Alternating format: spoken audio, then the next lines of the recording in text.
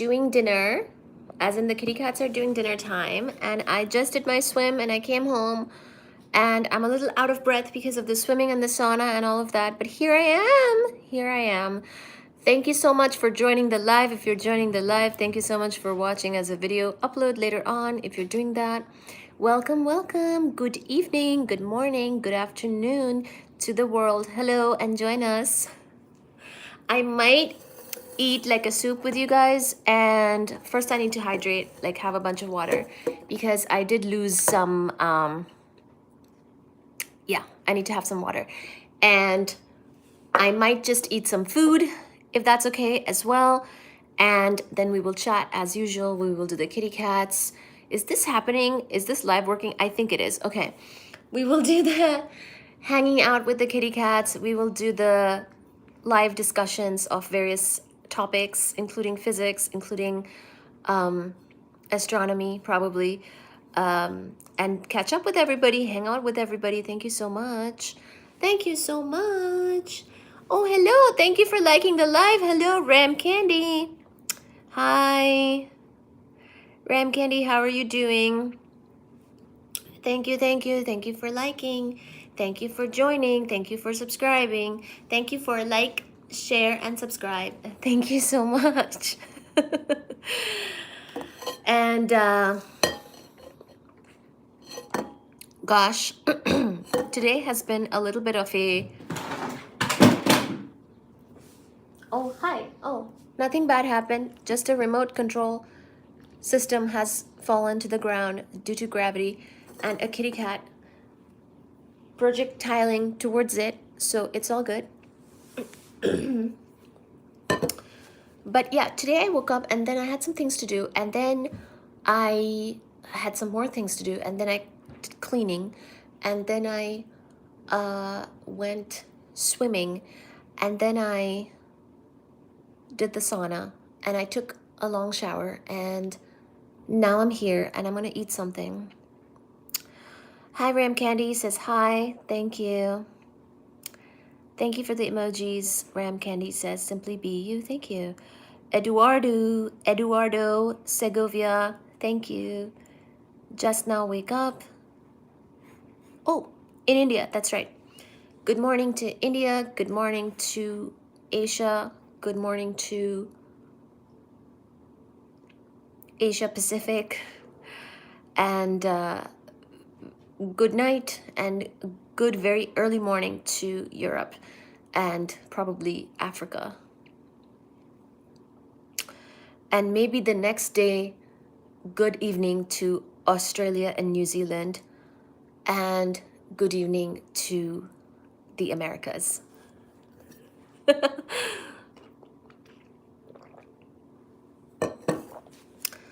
Thank you. Hello, welcome. Welcome to the live. Thank you for joining. Come and say, join and say hi and chat and all of that. Thank you for liking. Ooh, here's a kitty cat. Hi, Mr. Fuji. Here's Fuji Baba. Baji Baba is coming too. Give me 1 second. Baji Baba will also give you company. Hi, Lionel Messi. Hi, Lionel. Hello. Hi, Happy. Happy says hi, love. Happy. Hello. So Baji will be up here too in just a second, so you can see, you can say hi to Baji as well. Kevel says good morning. Good morning. Good evening for me, but good morning to you. Hi, Old. Old says hi, kitty mom. Hi. Hello. Thank you. I'm just chilling for a bit. I need to like sit down and just chill for a second here. Lionel says, have you ever watched Squid Game season 2? No, I couldn't even finish season 1. I'm not big into like violence and gory murders and stuff. And we were on TikTok. Now you're here. Was I on TikTok? I don't think I was on TikTok, but Thank you for joining here. Gatra Mohammed, hello. Or maybe you follow my TikTok. I'm not sure. I don't really go live on TikTok much. Very rare. Mostly go live here. So I have not watched Squid Game, no, because I could not continue watching. Ooh, there's Suji. Look at that. Suji Mama is here. Hi, Katra Mohammed. Thank you. So I was watching that show, but they started to like murder everybody. I don't think I liked that very much, and it was too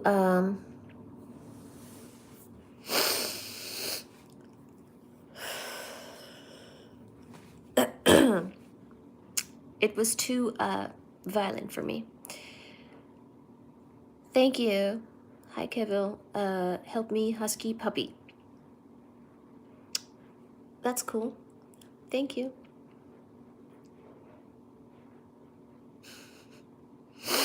I see yesterday your stream. I comment. Thank you. Thank you, old. Hi, Shannon. Denismas, hi. You can't find a rich husband here. These are all fake. Okay.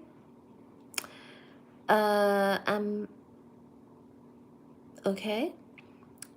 Lionel says Messi or Ronaldo? Messi. So, you know what? I'm gonna get my food actually. We can continue to chill with my while I'm eating, and then I'll continue the topic and eat and talk and chat about some physics probably as well. So why don't we hang out with Suji Mama over here, see how she is up top close to the ceiling because she likes great heights. She's also a really good climber and a great huntress, and she's ready to hang out and do all that. Okay, Lionel, bye. Shannon is don't be sad, but it's like this. I'm not sad, but thank you. Okay, Sugar Daddy, you might want to calm down a bit. I'm gonna go get my food. And we can continue the live. But yeah, thank you everybody for being here. Thank you so much. Welcome, welcome. Thank you for joining. If you're joining, welcome to the live. And if you're seeing this later as a video, then also welcome. B, my cat name is Simba. Really? I follow somebody called Simba on Instagram. I actually follow a kitty cat in Bangladesh, I think, who is called Simba. If that's the same cat, then wow, this cat is super famous and congrats. Thank you for subscribing. Okay, all right. Let me warm up my soup. You guys can continue to chat. If you send chat messages, I will read them as soon as I sit back down, and then in the meantime, you can look at Suji baby. Okay? See ya. As in, I'll be still here. I'm gonna turn on this bigger light and make some soup, okay?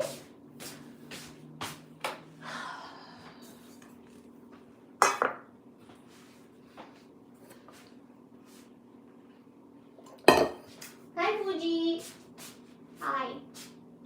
Oh, let me show you guys. Let me show you. Sorry, one second. Look at this. This is Suji Mama. Ram Candy says, dog name is Jack. This is Baji. Hi, Baji. And this is Fuji Baba. Hi, baby. Baji baby and Suji baby and Fuji Baba will all be hanging out as well. Put it back down here so you can still see Suji Mama. Aww.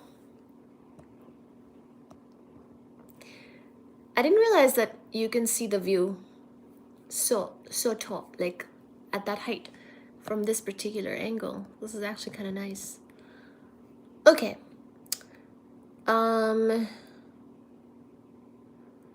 Doro, hello. Yeah. Thank you, Ram Candy. Uh-oh. Early stream. That's right. I'm on the early stream now. Just testing it out. I wanted to go live even earlier, but this is what I could manage after my swimming and all that. So yeah, here we are.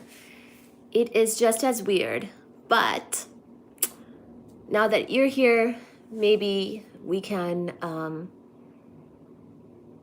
you know, continue and see how this goes.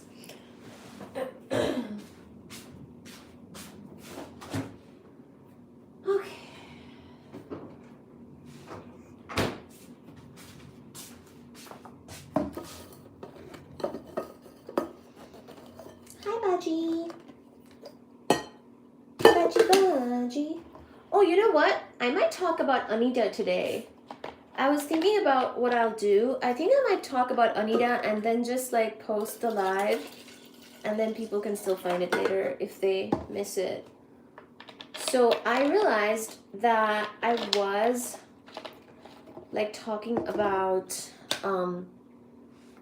particle astrophysics, remember? And then I was talking about, oh, I never shared the live. 1 second.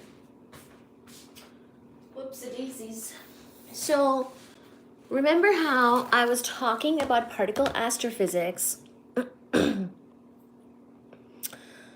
It's 7:53. Here it's 9:24 p.m.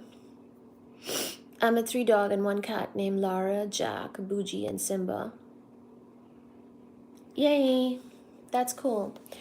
So, remember how I was talking about particle astrophysics? Like first, back in like November, I covered a bunch of 20th century physics, including relativity, quantum mechanics, all of that. And of course, we know that quantum mechanics gave birth to what is now particle physics. It's a whole another field of its own. It has a lot of success with its various experimental results and evidences, even though it was considered to be a bizarre field back in the day in the 1900s. Quantum, that is. So at this point, we have even talked about particle astrophysics, which is my subtopic that I did my PhD in, and it basically is astrophysics done with particles other than traditional visible light, and I've been talking about that. And as offshoots from that topic, we've also covered supernova, stellar remnants, including white dwarfs, neutron stars, and black holes. So this reminds me that we were gonna talk.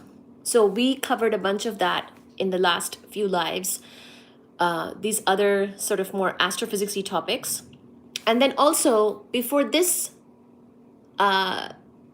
round of lives, maybe over the course of the last, 10 days or so, before that, there was also a time in December when I was covering a bunch of cosmology. And I covered basically the universe, early universe, evolution of the universe, all that stuff, including Big Bang nucleosynthesis and cosmic ingredients, like what makes up basically the universe. There were only like 5 ingredients. So if you remember, if those are kind of sounding familiar, then you were here for that. And if not, it's under my live tab. You can find it. So, having said that, you know what I might do today?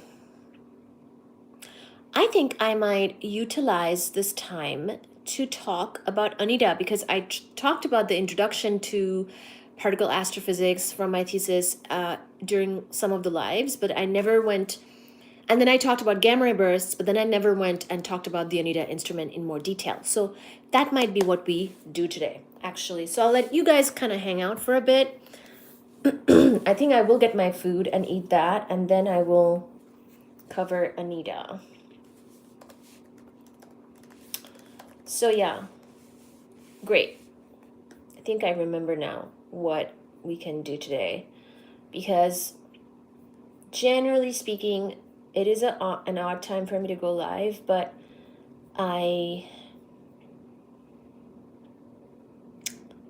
I will cover this. That is what I'll do.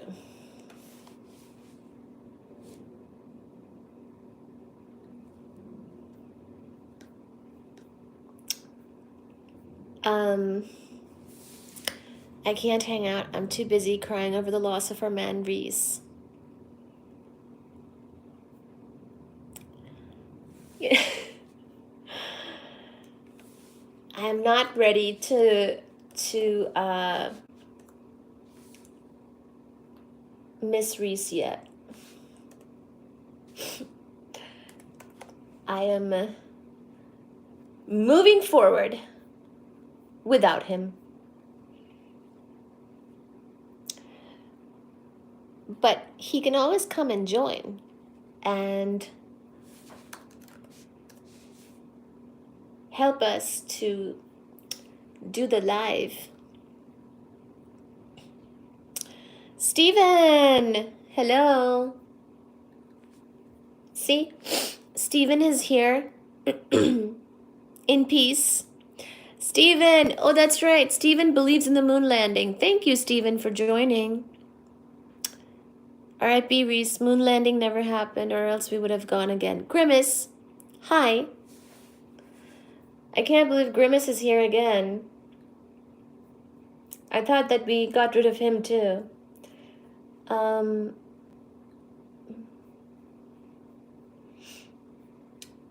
If we're, if I'm able to lose Reese, I'm able to lose you as well, Grimace. So just watch out.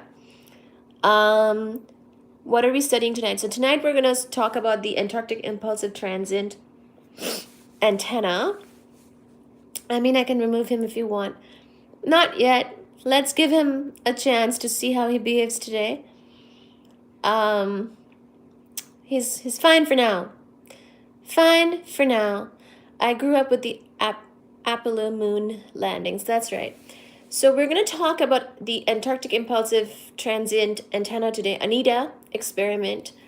It is what I worked on. And so I'm trying to find the document that I had open, and currently a little bit struggling with that actually. So wait, if I do this thing where what on earth?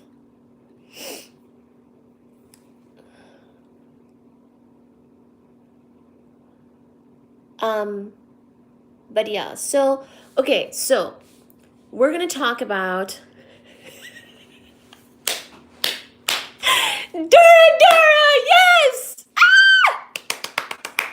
I saw that message and it was just gone. Dora, don't mess with him, guys. Don't mess with him. Don't mess with him. He will delete you. He's on the prowl for deletion. Don't mess with him, guys. Don't mess with him. I'm afraid now.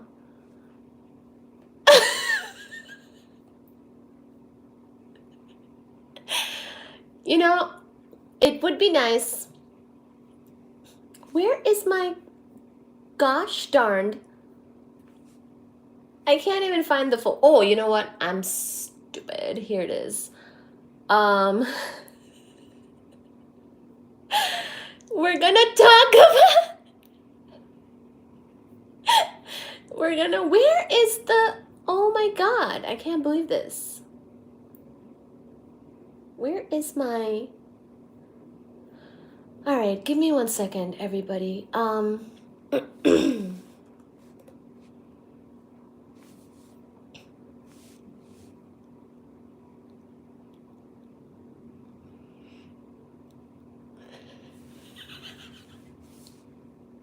I found it. I'll do my best. I mean, they can go wild, but I'll never get trying to pick up women through the live stream comment section.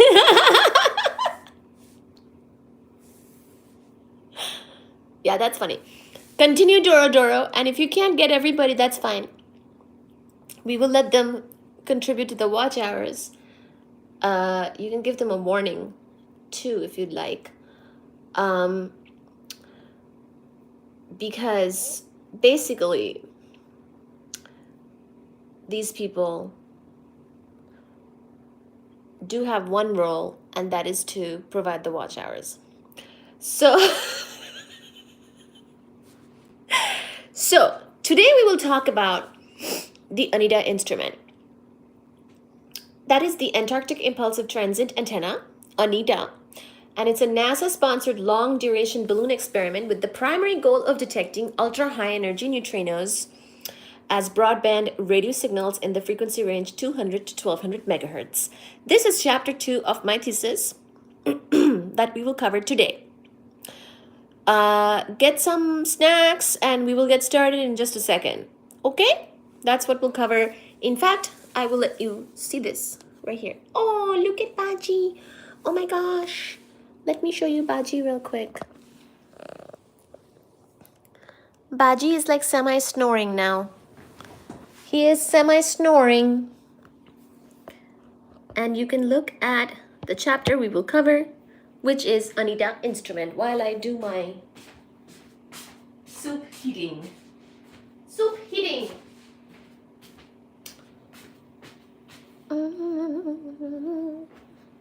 Actually, I kind of want it to be like this. Yeah, social outing sounds better than the live stream comment section. That's for sure. Do appreciate Doro Doro. I won't be on long. Shoveled snow today, and I'm a little sleepy. I won't be on long. Shoveled snow today. Okay, that's okay. Love your kitties. Thank you. That's okay. I think we won't stay forever tonight. You know, I'm going to cover this chapter and then pretty much that will be the bulk of the discussion, I think.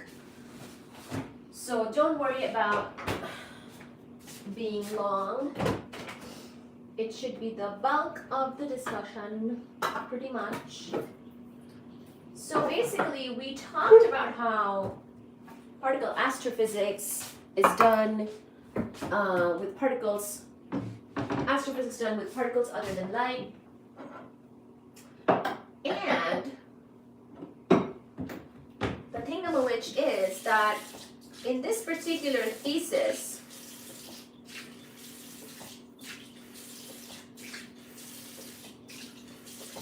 we talk about doing astrophysics with neutrinos. And I kind of talked about some of this already. I motivated one of the biggest sort of strong motivations of this thesis, which kind of has to do with gamma ray bursts and the potential source of neutrinos that they can be, etc. So we talked about that already. Today's live will be more focused on Anita as an instrument. So those who are interested in the instrumentation, this would be the good live for them. All of the lives are good lives, I think, for all this information, because we pretty much give an introduction to the broader topic generally, so it should be pretty interesting. In fact, this is actually a live that Reese would have liked because he likes instrumentation. But sadly, we lost him after a vicious fight. So, too bad and so sad.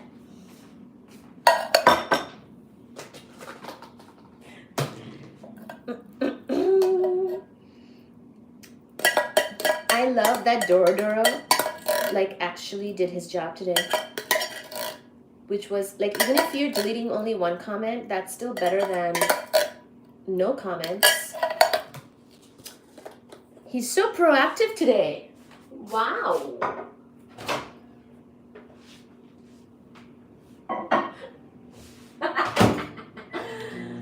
Oh my gosh. The life of a live streamer. Okay. Let's see.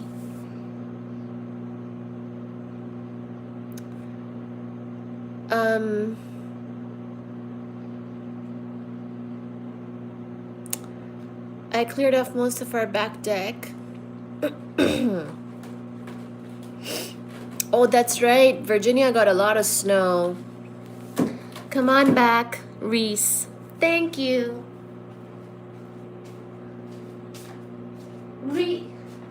Reesey Doosey Doo, where are you? Scooby Dooby Doo, where are you?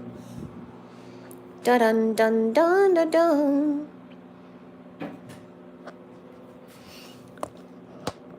Here is Baji Baji Doo.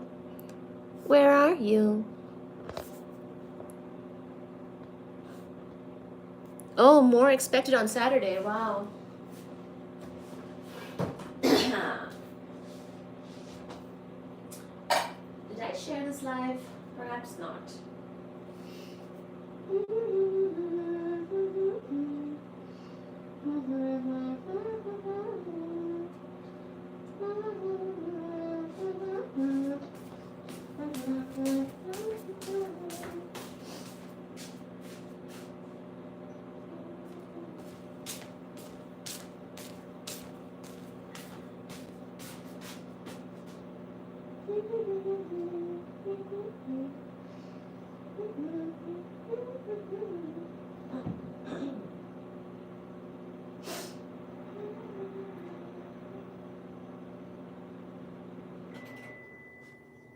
Thank you, Nasat.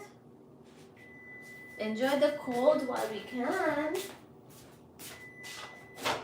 Oh.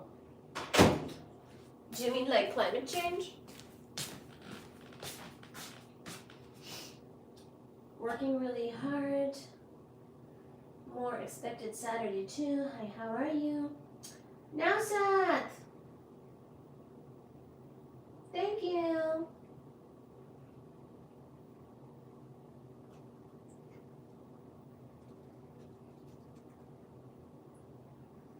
Thank you. Thank you for liking, sharing, and subscribing. Thank you indeed.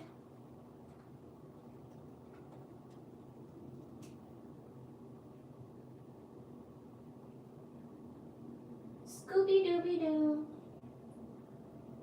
Where are you? I'm typing on the laptop, yeah. She's typing on the iPad.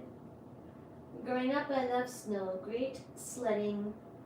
Hill close by. Everyone would gather there after a good snowfall every day.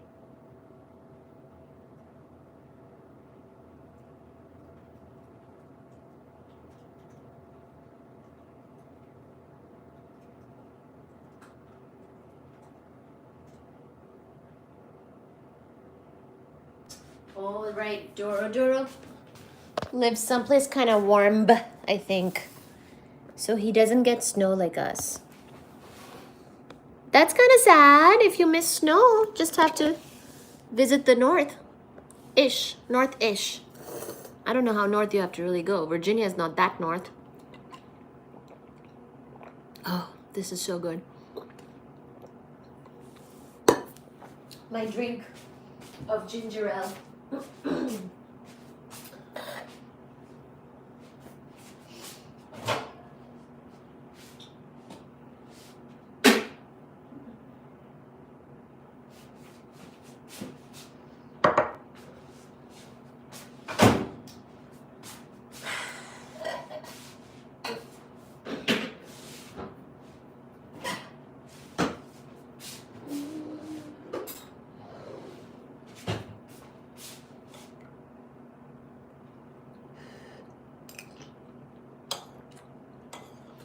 Oh wait, this is kind of cold still.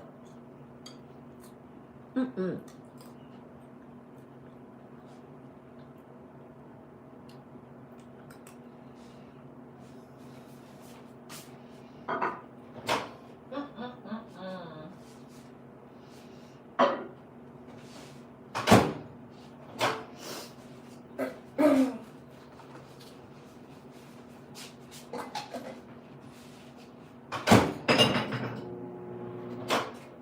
What the frick? Oh.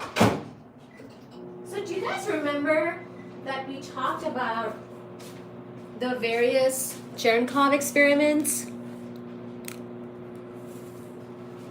Remember that?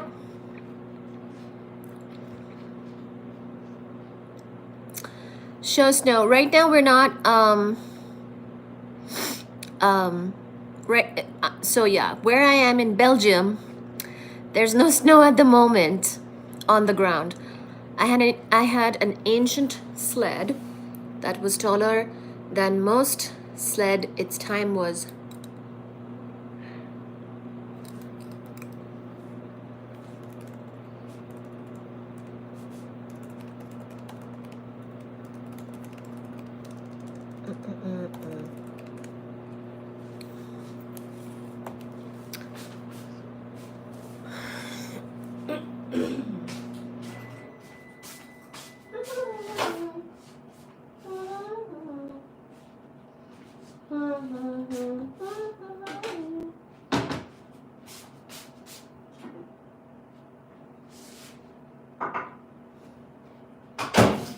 Oh yeah, Steven will like tell you which street he lives on. He does not care. On this live stream, Steven has shared a lot about where he lives, to be honest.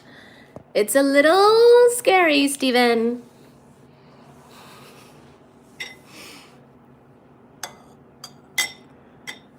I have a dresser that is even older than my 80-year-old mom. Okay. I have stuff that is kind of old, sometimes. Generally passed down by grandparents. All right, everybody hold tight. Hang tight while I eat this soup, okay? I can't go any longer without eating. Steven, what was your... Door? He's gonna tell you. He's gonna tell you. Never mind, Steven. Don't tell us.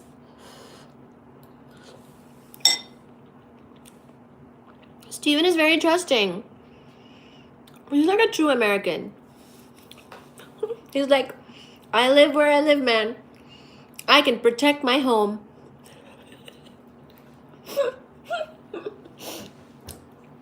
I mean, the amount of snow he shoveled, he can take anyone down.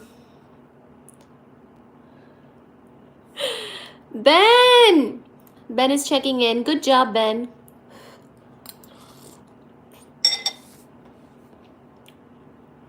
Good job checking in. Indeed. Don't tell me, Steven.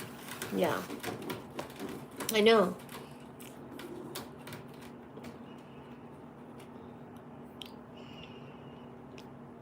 There you go. Oh yeah, Steven. Steven does have his last name on here. Gosh.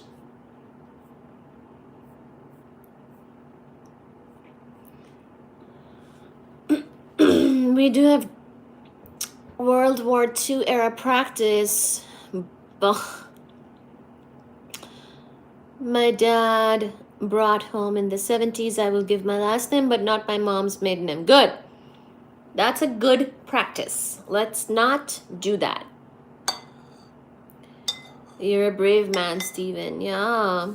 But yeah, Steven, be careful. You know, nowadays the online stuff is... It's a little more, you know...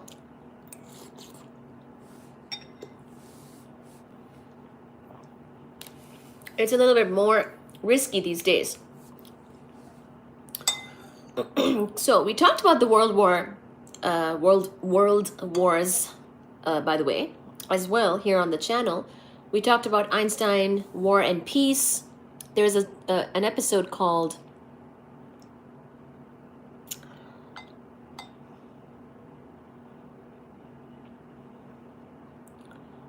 Oh.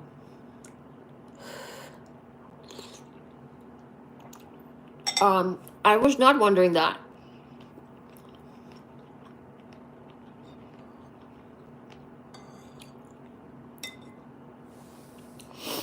Yeah. So the world wars were a while ago, in the 1900s. We talked about that in some of the live streams, and a lot has changed since that time.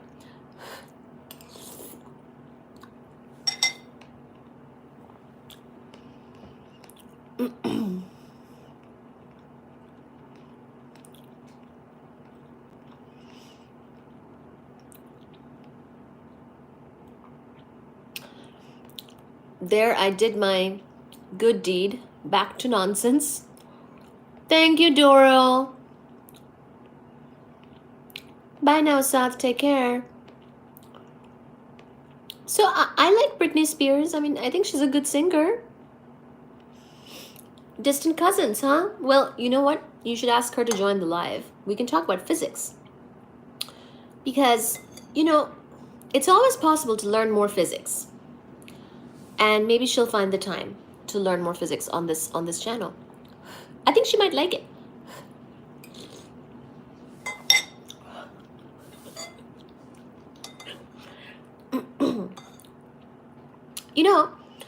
I think that she should make a song on physics. I have another friend who is a physicist, and he's been working on songs. And I think same thing. There needs to be more physics songs out there. Hi, Abelino. Be careful. We have a very strict moderator. Hi, Fuji. Fuji Baba is over here. I'm eating a soup. How are you?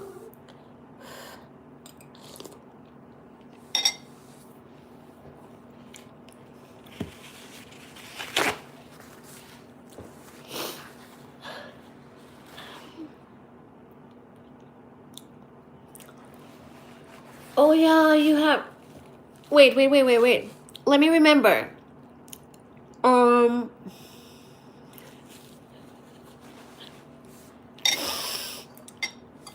You timed out one guy. Thank you. That's pretty strict for you, Doro. You're usually a lenient, rather laid-back person. Never met her, but I also told you about my famous uncle. Wait a minute. Was it like chalk something?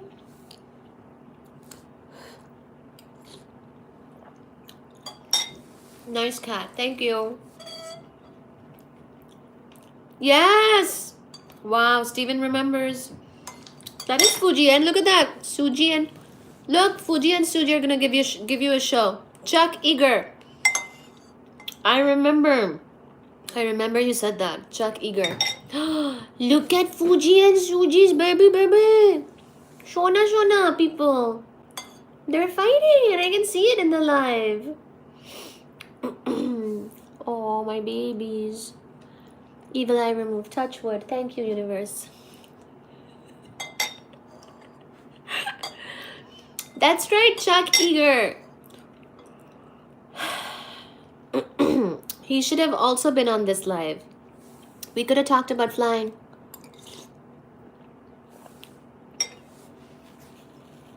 Hi, Baji. Why are you so pretty, haha? Yeah? Good. That's pretty much the limit, man. We have very strict moderation.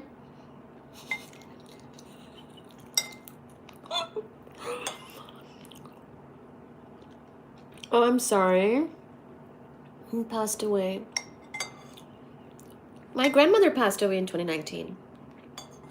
Same year. It's very sad. Same grandmother who made those sweaters I wear.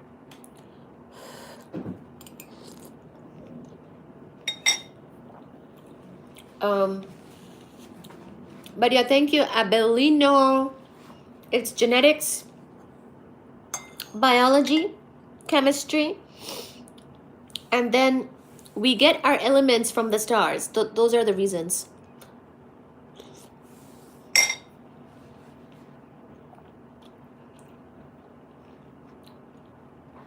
I can't help answering questions truthfully.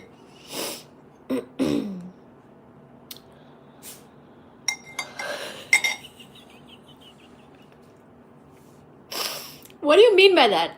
Definitely chemistry. Sorry for your oh my god, what am I even saying? What am I even saying? Sorry for your loss. My dad died January 2021. I'm so sorry, Stephen.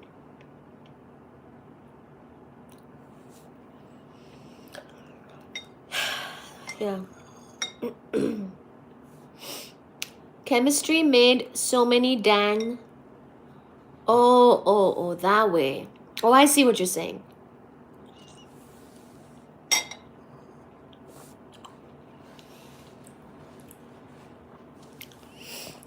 Do you even speak English?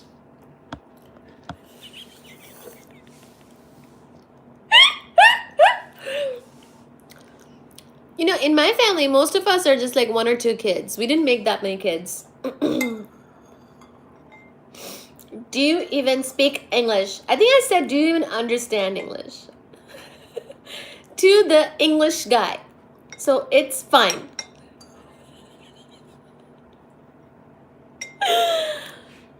You speak better English than I do. Aww. Steven is so sweet. There's my Sachi mama. Sachi speaks English. Sachi speaks English and Bengali. My friends came over the other day and they were like,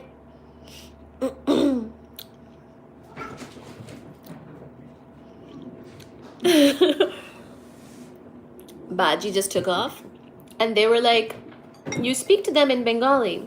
It's true, Bengali is like my language I speak with family members, right? So maybe, I don't remember.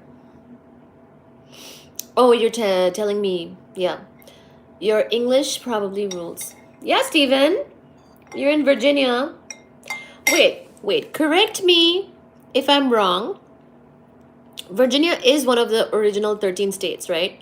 Where like the English people settled. So, yeah. You know English.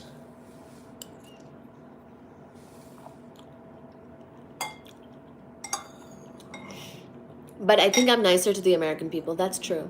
Maybe I'm countryist. I don't know. I think I'm for the most part, global.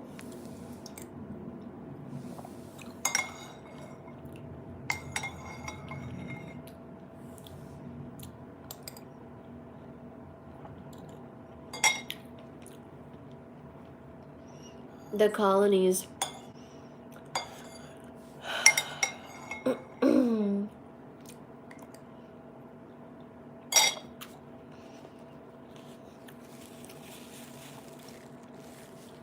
Yeah. Thank you for liking. Yeah, Steven. Actually, Steven, while you're here, tell us some more things about American history. You're a good guy for that. I know some, especially that's relevant to science, but I don't know everything about American history because I'm newer to the country than you probably. Than definitely you. Than maybe some of you guys. Yes, it was. Jamestown, Virginia was the first permanent colony in the colonies. Are you serious right now? I thought Massachusetts was the first. Like the first place where things were colonized.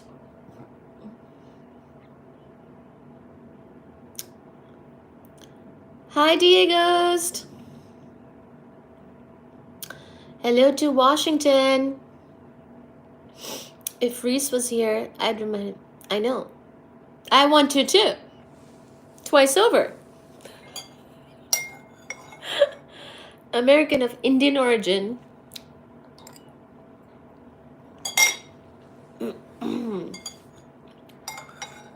I think I understood. Understood the assignment.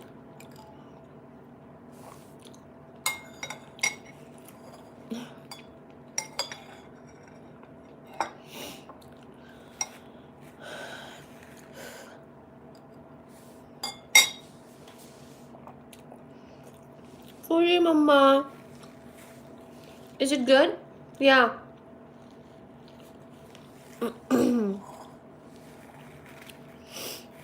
Break out the bacon. I do love bacon.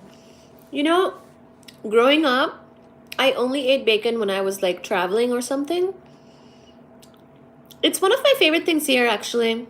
It's kind of bad of me, but I love breakfast food, bacon included. I'm not a good person that way. Not like vegan and all, you know? Both colonies started about the same time, but I don't eat meat like all the time. I guess this has meat. It has chicken. Both colonies started about the same time. George Washington's birthplace is not Mount Vernon. I have been to his childhood home. What is his birthplace, Stephen?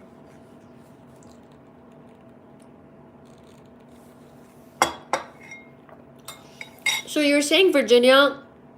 Actually, yeah, because DC, they would have come in through that port.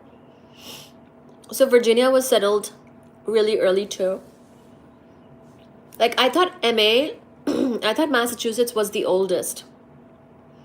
And like there's places here that are like really old.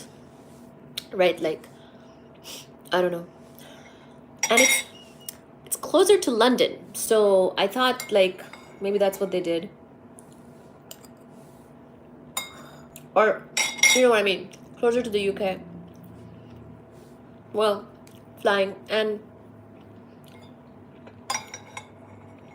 sailing.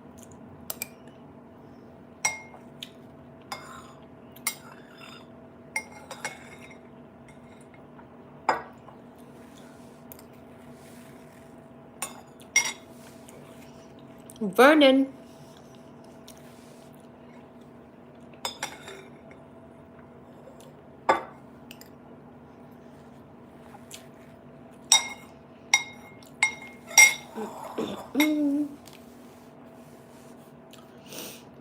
Okay.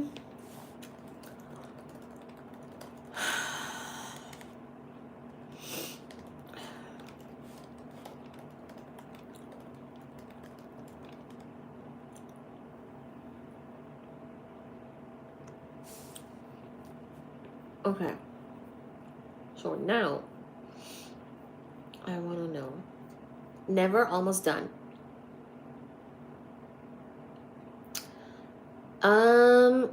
I don't know if there's a name for it, but it was built along the Potomac River. Alexander Graham Bell even had a summer home in Virginia. I did not know that.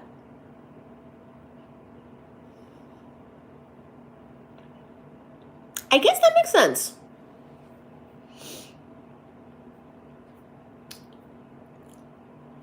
It is warmer down there, but apparently you guys got a lot of snow. So there is also that.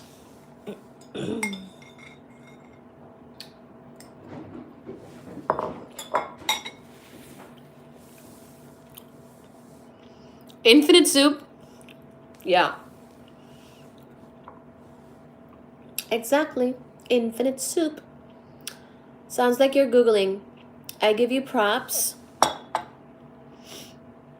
I don't Google enough of American history.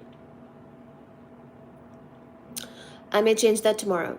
Yeah, Doro, can you give Steven some things to tell us about American history while I finish up eating my soup? I'm actually very intrigued by history.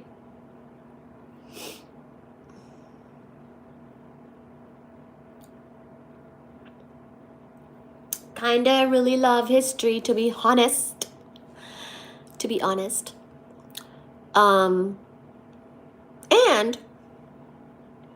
you know what I realized? You know how like there's those topics which are like your extra classes in college and stuff, but then you realize like you actually love those topics.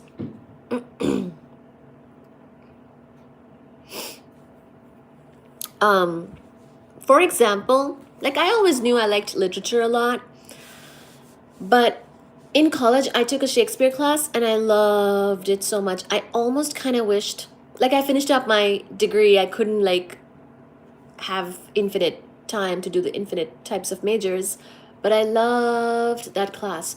And I think it was to do with that professor. He was so, like, passionate and explaining everything in such a practical yet storytelling kind of manner. I loved it. So, yeah, Shakespeare was great. And then, honestly, history. Like in school, like when I was young in school, I thought history was really hard. Maybe because I didn't like memorizing, although I have a good memory. So I don't know why. I felt pressure that I couldn't remember things or something when I was young. Um, yeah, yes. And then in college, I take history of science and I took just like taught myself more history, either with, travel or just learning like this and Googling things and things like that. Because I didn't really cover much American history because I grew up in India. The history there is so long, we don't really have time to cover the full world history in like as much detail. Oh, wow. So now I think as a more mature adult, I think history and literature, these things are like my favorite topics too. Especially history. I'm like surprised how much I like it. I've been to Washington's birthplace and been by Bell's home. They call it the Bell House too. Wait, so tell me, where is it? Like, tell me the exact location of the Bell House. I definitely can respect that. I took a few classes on political studies, loved it. Yeah, and I took extra classes also on psychology. Like, I went back to college at one point and I took psychology. And it kind of helped me to process certain like more psychology related things, not everything to do with me, but some other people too. And so I got more educated on psychology that way. Another whole topic that I couldn't really focus on as you're doing a physics major, right? Beyond the one class which I took. You can So I took maybe 4 or 5 more psychology classes in as like a part-time student during one of my jobs in Ohio. You can even go shark's teeth hunting at Washington's home too. They find megalodon shark's teeth there too. I spent an hour watching my cat meow at my PC. You're over here learning about shark teeth. I gotta fix my brain. Aww.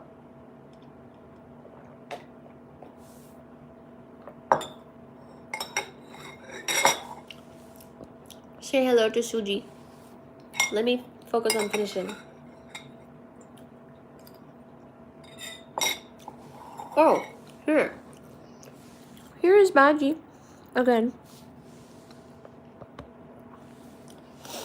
Thank you for your patience. It's in Colonial Beach, Virginia, along the Potomac River.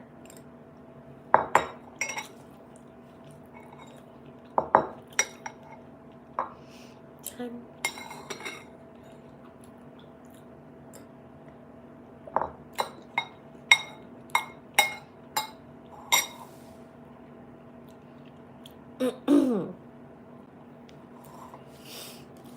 Potomac River, Colonial Beach, Virginia, along the Potomac River. It's a little resort town there.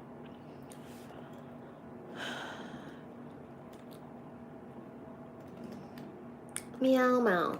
Sachi says meow to you in her mind.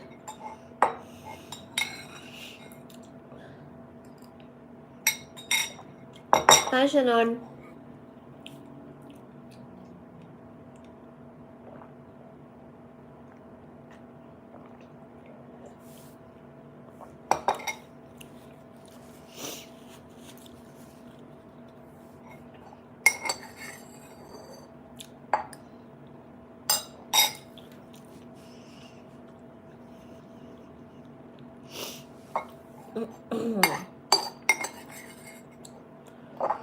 So yeah, Steven, I mean, it's still very early for you. I know you stay up late.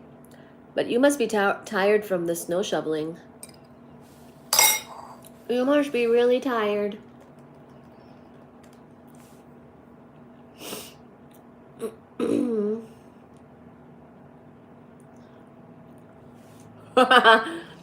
She did.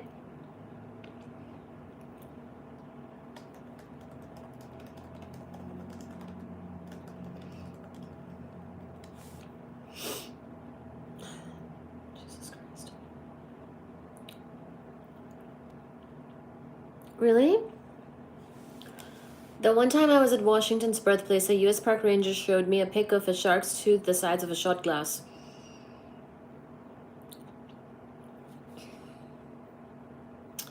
Snow tomorrow.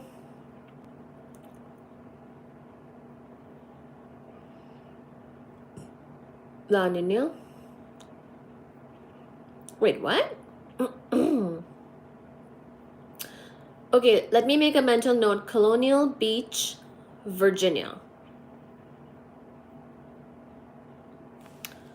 Do you know Harper as well? I got people here who know each other in real life too. Nice to meet you all.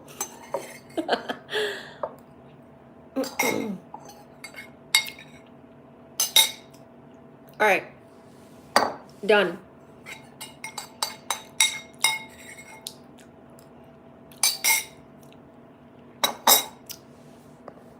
Done eating.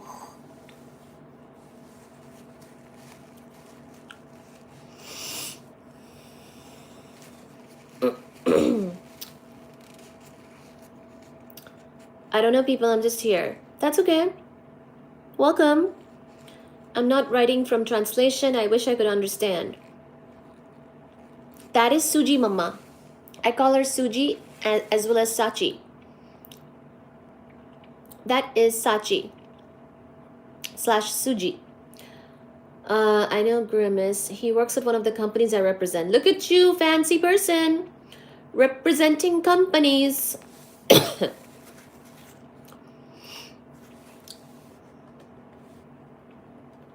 Sachi. Meow from Suji in her mind. I will say, I know nobody here, but like making new friends. Aww. Thank you. Okay, I'm gonna turn this gigantic light off and sit down and do Anita.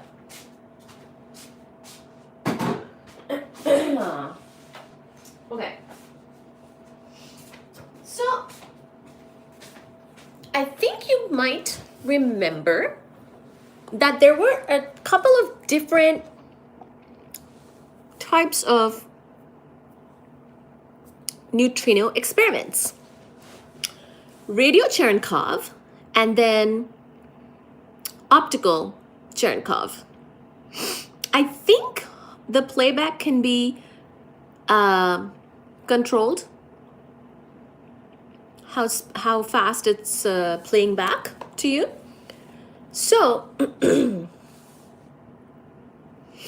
Stephen, yes. Thank you. Thank you so very much for joining, everybody. We will now get started on the topic of today, which is the Anita instrument. So, I mentioned earlier how particle astrophysics is the study of astrophysics with particles other than regular traditional visible light. So even astrophysics that's done with other wavelengths of light, like X-rays, gamma rays, that's also kind of under particle astrophysics, as well as just doing particle astrophysics with completely different particles than light, such as with neutrinos or cosmic rays or even gravitational waves, is under the umbrella of particle astrophysics. We introduced this topic in a few different live streams, and today we will talk more specifically about a radio Cherenkov experiment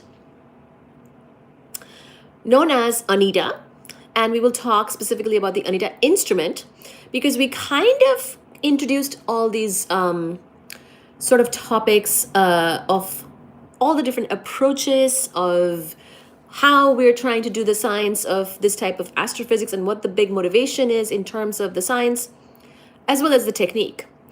And really, this radio Cherenkov that I'm mentioning, it's basically we're trying to catch astrophysical neutrinos or potentially neutrinos from astrophysical sources that are interacting in the Antarctic ice. And we're trying to do that with radio techniques. So that's what this is going to be about. And it's going to be specific to that. Okay, so let's get started. Sorry, I was looking at the comments, got a little distracted, but I think we're doing really good here.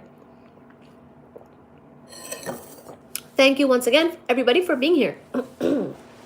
So, the Antarctic Impulsive Transient Antenna is a NASA-sponsored long-duration balloon experiment. So, literally, this instrument is hung from a gigantic balloon the size of, I don't know, a football stadium.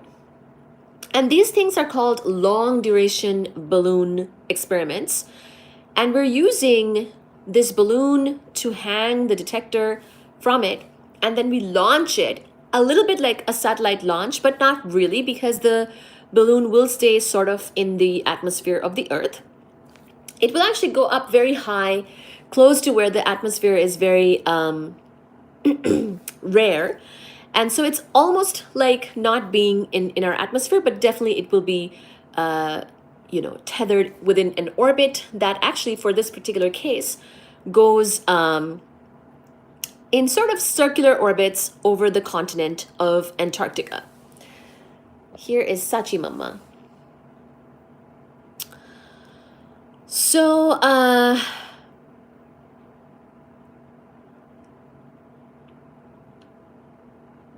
okay, so I'll keep going.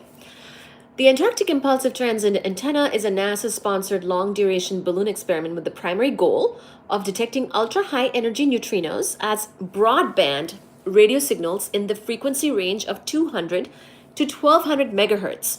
So because we're looking for broadband radio signals in this broad range that I just gave you, 200 to 1200 megahertz, broadband in frequency range, actually means that it's impulsive in time, as we will see. So we're looking for a specific signature of ultra-high energy neutrinos, and we will see, we kind of touched upon some of the approaches of this already in past live streams, but we will look at it more specifically with this particular experiment. The Anita 4 payload, so we have flown Anita 4 times. Anita 1, Anita 2, Anita 3, Anita 4. Anita 4 is the one that I was involved in its deployment and everything like that. And its launch and working on it, blah, blah, blah. The instrument itself and collecting the data, all of that. The deployment of that mission was what I worked on as part of my PhD. The Anita 4 payload at the NASA Long Duration Balloon Facility is shown right here. So let me show you this instrument right here.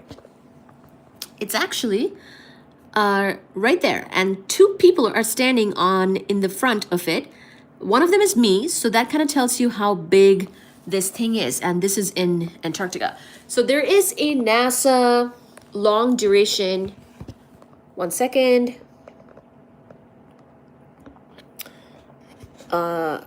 Sorry about the shifts in I was just trying to show you the figure here. So there is a NASA long duration balloon facility, by the way, in Antarctica. There is also one in Palestine, Texas.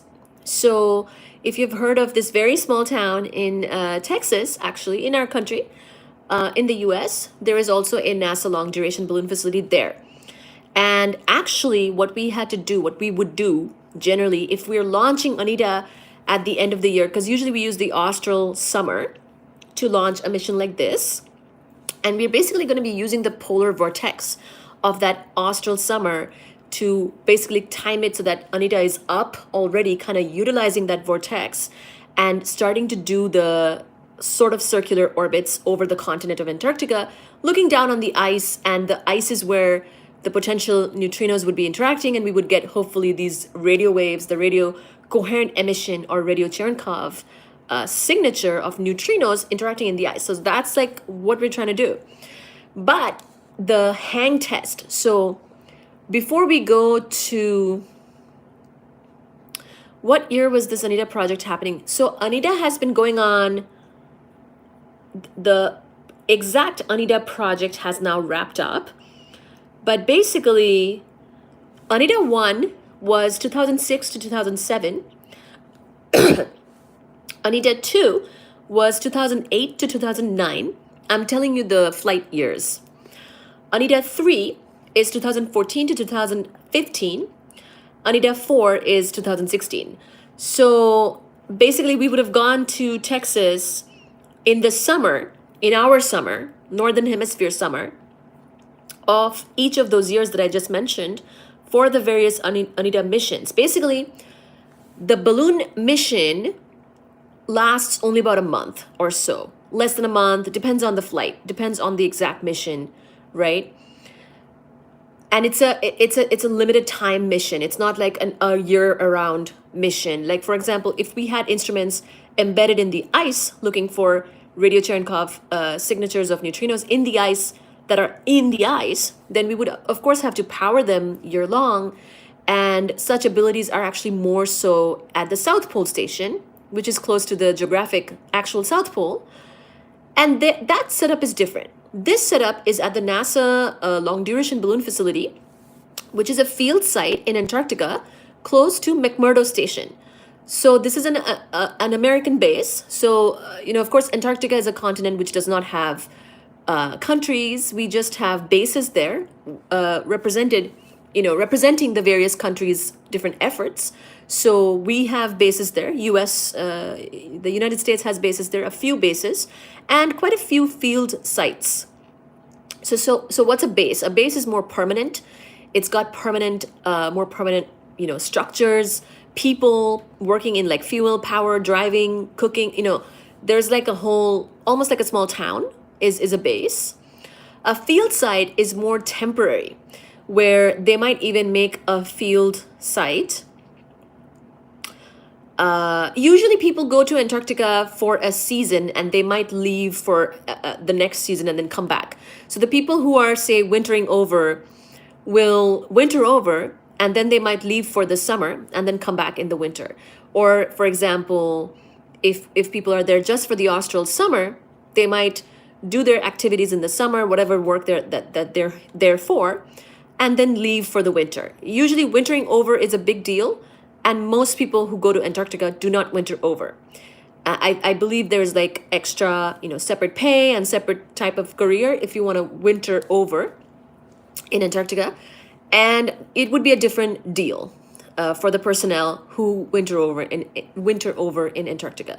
Like I was personnel who was there in the austral summer. That's a very different deal than the people who come in for the winter, which is of course going to be dark. So 24/7, no sun, versus in the austral summer, there's 24/7 sun, like no sunset. So very long days indeed. In fact, the full day is the sunny day.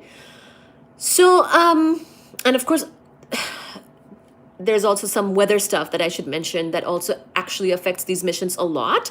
In Antarctica, so Antarctica is a desert.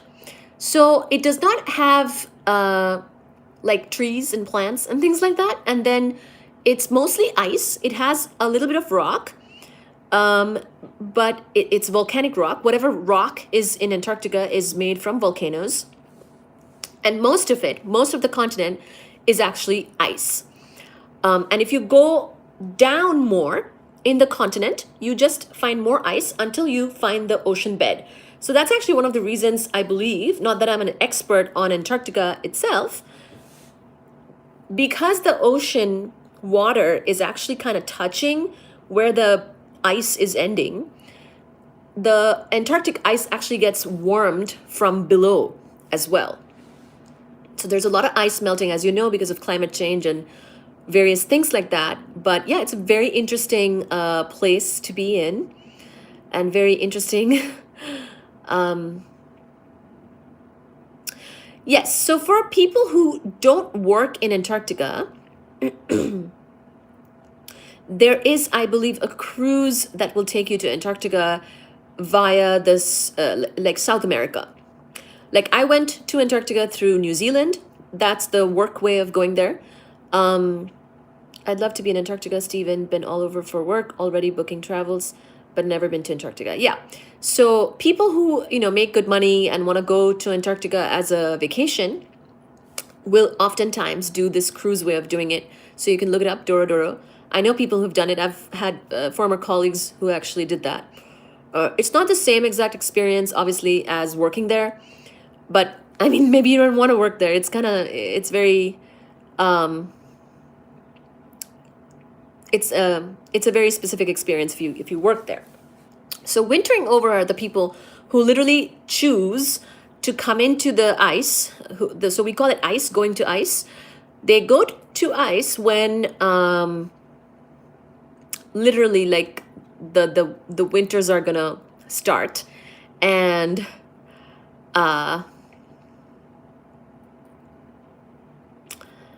or it's gonna be like 24/7 dark, So there are people who do that.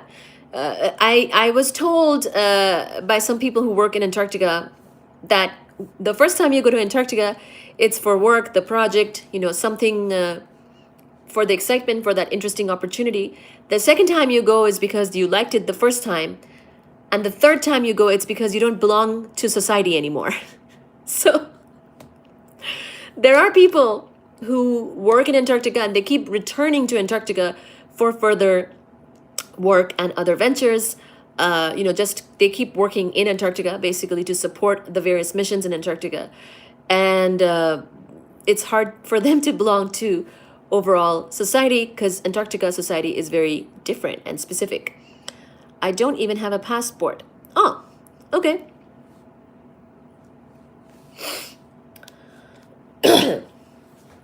Alaska is cool too, very pretty, full of Christmas trees. So yeah, I do consider myself, thank you, universe, lucky to have been on, both the polar regions. Antarctica is a very, very cool place. Pun intended.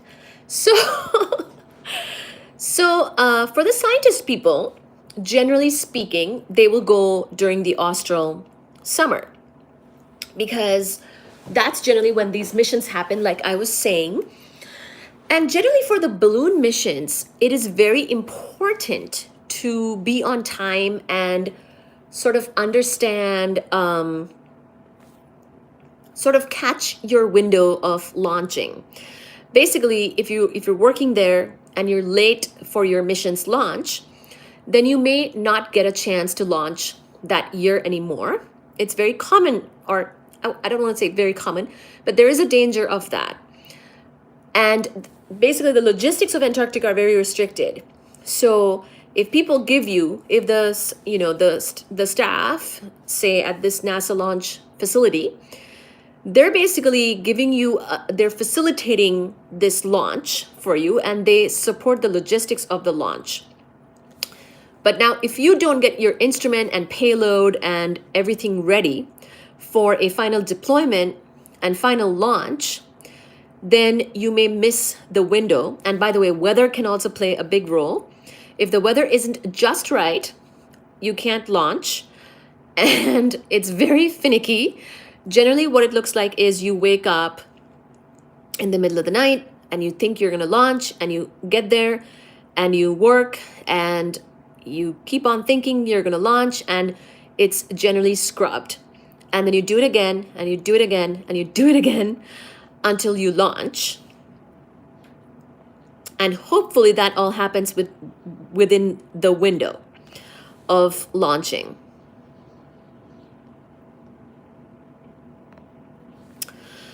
So that's sort of to give you an idea of how things work. And the Anita experiment is no different. The Anita experiment is very much, working on Anita is very much representative of some of the things I just said about Antarctica, which comes with the territory. Basically, if you're working on Anita, some of this like balloon-based finickiness of the experiment, and also Antarctica, and also the facilities and the logistics of working there, and the people who support your experiment, and how long they can do that, and also the weather, and the weather of the desert will all affect things. So indeed, we were quite lucky. Things went very well for us in Anita 4. And thank goodness it was my Anita, the launch that I was involved in. And yeah, no, it was crazy though. I think I cried when we finally launched and I saw like Anita going up, and it was December 3rd of 2016 in Antarctica. So I don't know what date it was here. They follow the Zulu time there.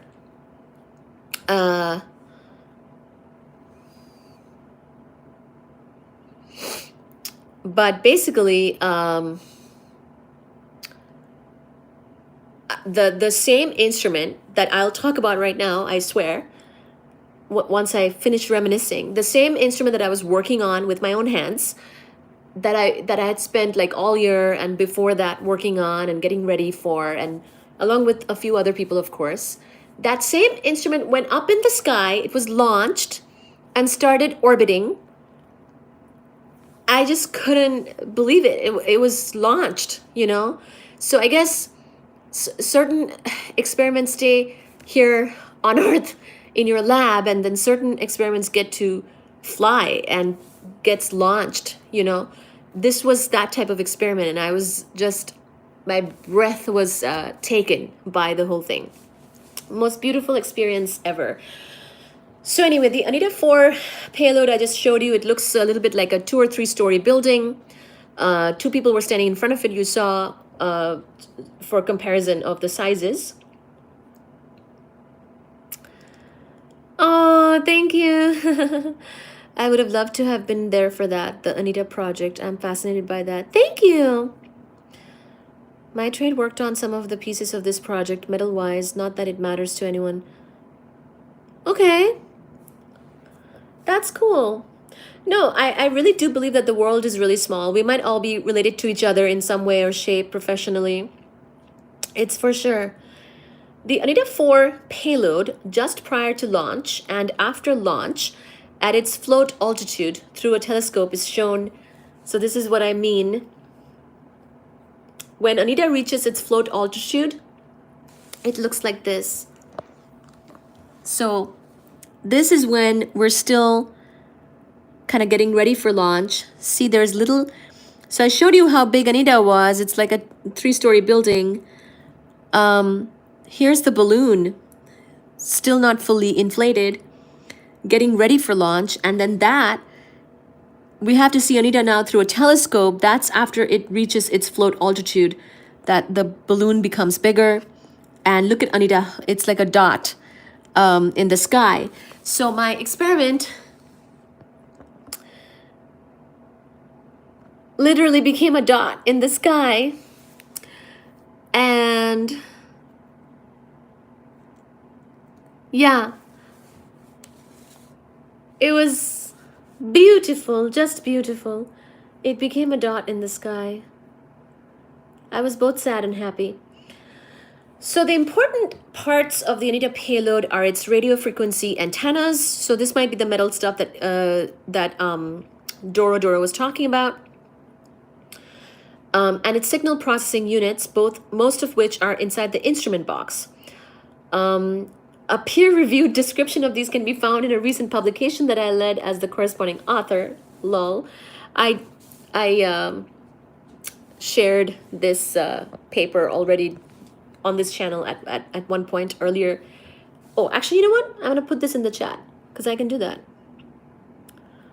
Because I have YouTube open. So why not? Give me 1 second.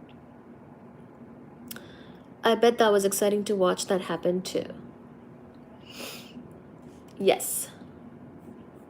Exciting is an understatement, but yeah. So here's that paper. that I talked about. The Anita Neutrino Observatory is a NASA long duration balloon borne payload. So now I'm getting into the chapter here. We'll talk about flight path and payload weight. The Anita Neutrino Observatory. So we call it a neutrino observatory because basically it's observing the ice. Oh, really? That's okay. Oh, I think I can, but maybe you can't. Okay, that's fine. I'll give you the name of the paper.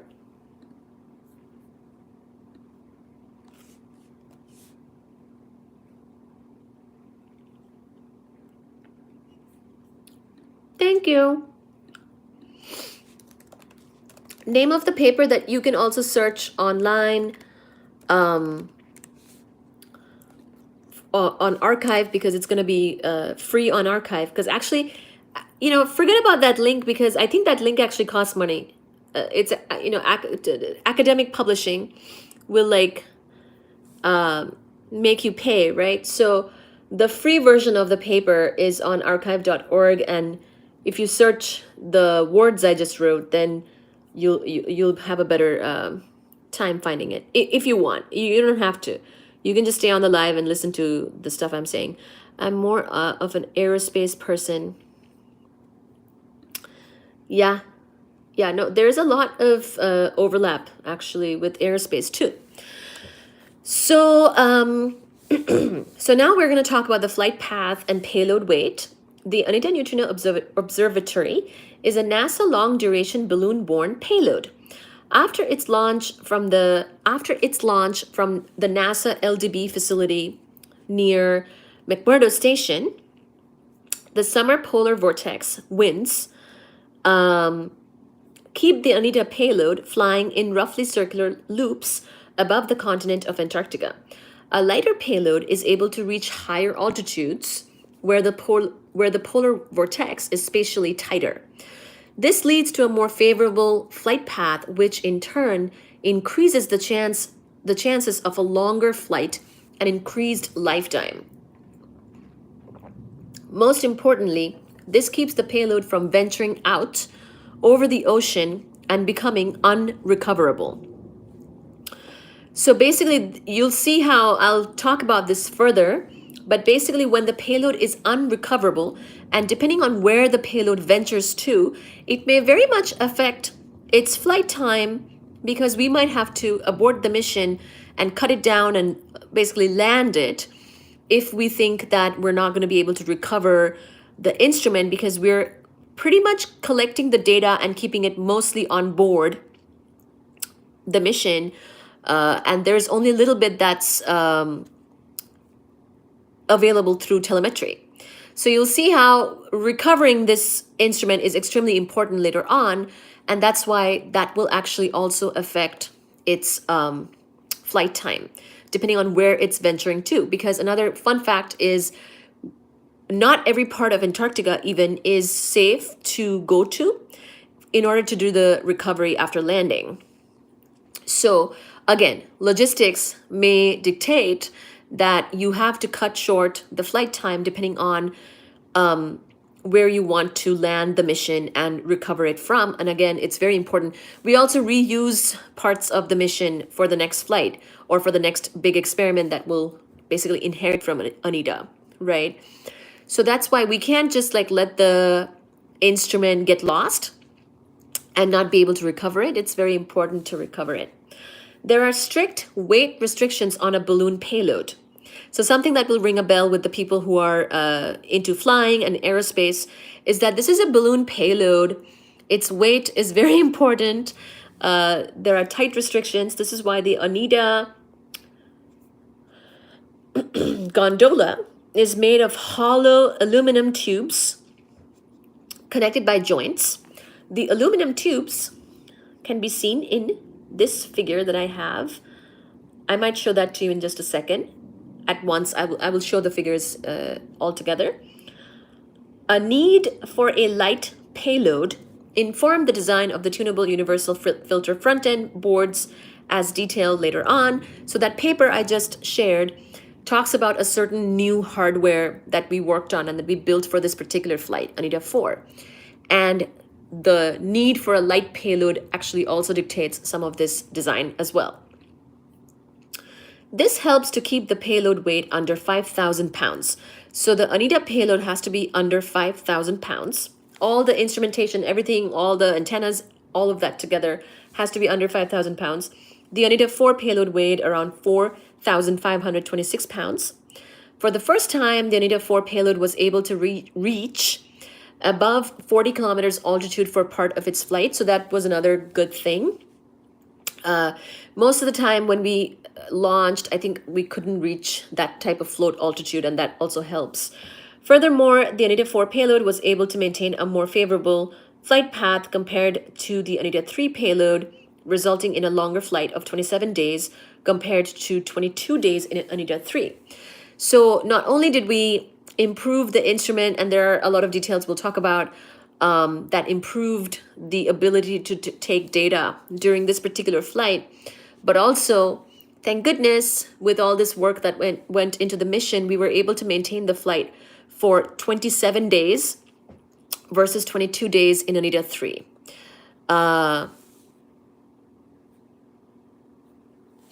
40 kilometers, yeah. 40 kilometers is a very thin atmosphere, like it's basically close to space.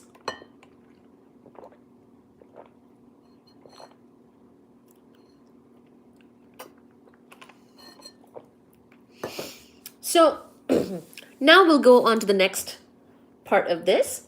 Anita looks for ultra high. Actually, you know what? Let me kill the live on my laptop because it's draining my laptop a lot, making it sort of ionosphere. Yeah, it's pretty much exactly. It's the ionosphere. Good job. You're right. Anita looks for ultra-high energy neutrinos with RF antennas. So those antennas I mentioned on the payload are radio antennas.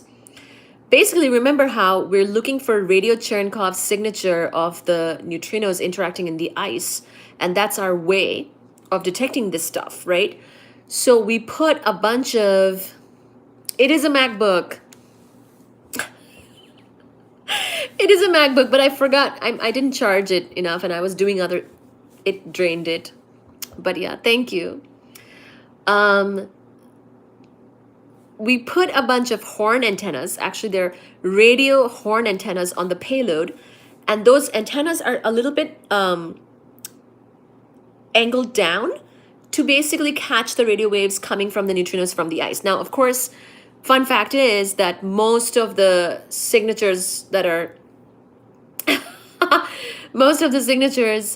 caught are not actually from neutrinos. They're going to be some sort of noise, but still, that's the type of mission we're doing. It's a radio astronomy type of mission, or it belongs in the radio or RF section of society in physics, basically.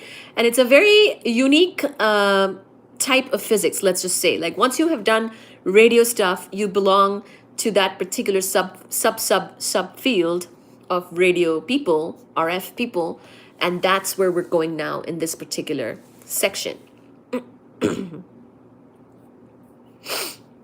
Windows. I'm not a big Windows fan, but you know, that I know that's a big topic of debate. Anita looks for ultra high energy neutrinos with RF antennas. We'll see the picture of me standing next to one of these antennas during the integration and testing of Anita 4 at the Columbia Scientific Balloon Facility in Palestine, Texas in July of 2016. So I was mentioning that there is also a NASA long duration balloon facility in Palestine, Texas, and that particular one is called Columbia Scientific Balloon Facility in Palestine, Texas. There's no direct way of going there. You land somewhere in a bigger city of Texas, and then you have to drive all these miles in order to reach this extremely remote spot. So that's what's going on here.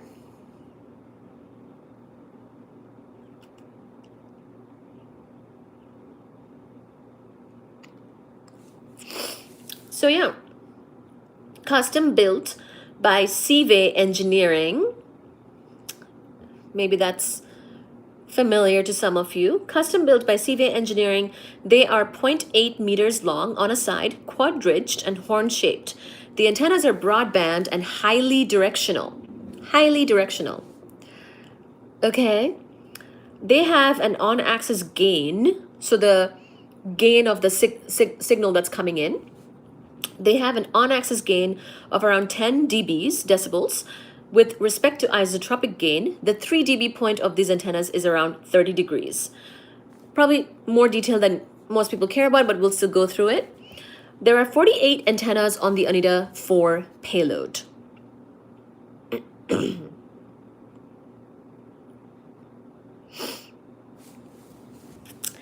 Welcome to the live, Reese.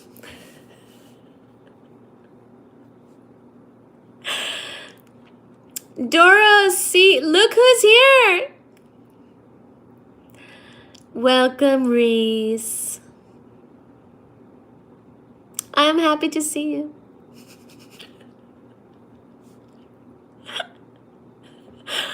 I ate some food right before this topic started, so I'm in a better mood today. But watch out. There are 48 antennas on the Anita 4 payload. They are mounted on the Anita gondola, covering 360 degrees in azimuth. I'm only coming back for my old mate Doro. Okay, fine. Yeah, all right. Talk to Doro. That's a good thing. And Steve. Okay. Keep on talking to Dora. That's totally fine by me. Not a problem. The antennas are arranged in 3 aligned rings of 16 antennas termed top, middle, and bottom rings. The top ring consists of 2 staggered subrings, each having 8 antennas.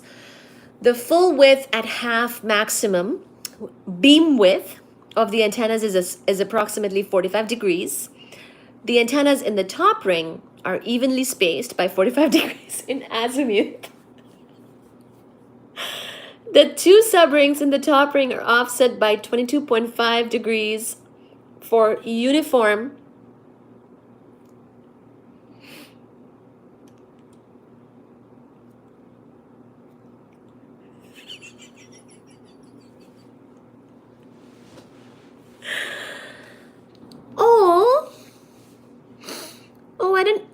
I'm sorry you're sick.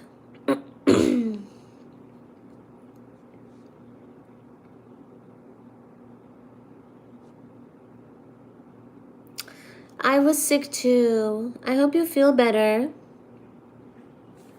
Thank you, Steven.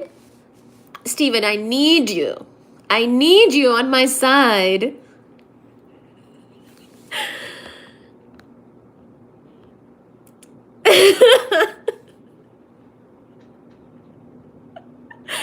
Okay, you know what? I'm not gonna get distracted. No more distractions. Doro and Reese and Steven, everybody can talk and converse together.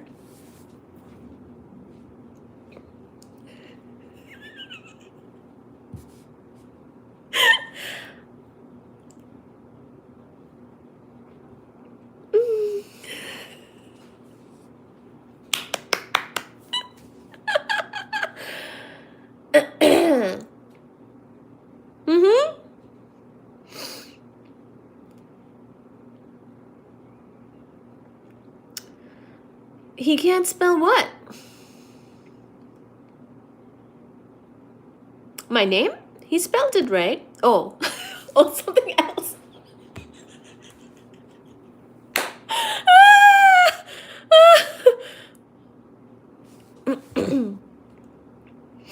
Hi, Oscar.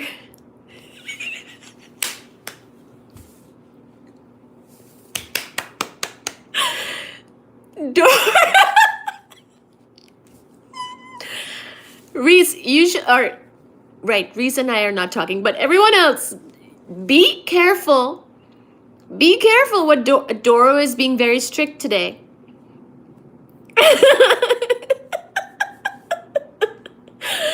Dora Madness. One of the mods of this channel. The other ones we're at a war with at this time, apparently. They're very strict. Just be careful.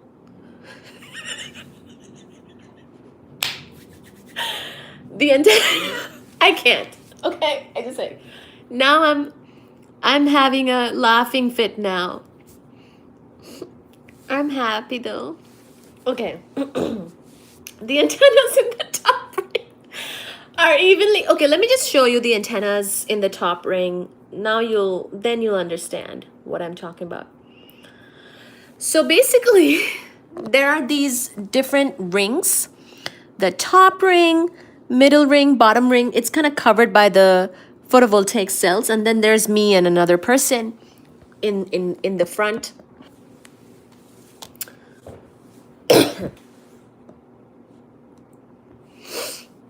That's true. Grimmy can't read. And I like the name Grimmy. I keep trying to say Grimace, and it's like kind of hard. Oh, that's right. You know what? Today I will not be mean. I've been...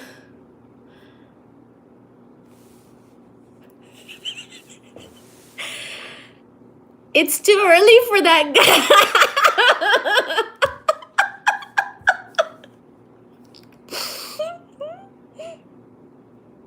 It's okay. Grimmy is just being overly sensitive. The stuff that Grimmy has done here, I think he can take a little bit of, heat. Read, I cannot read either. Okay, so now you looked at the different rings of antennas.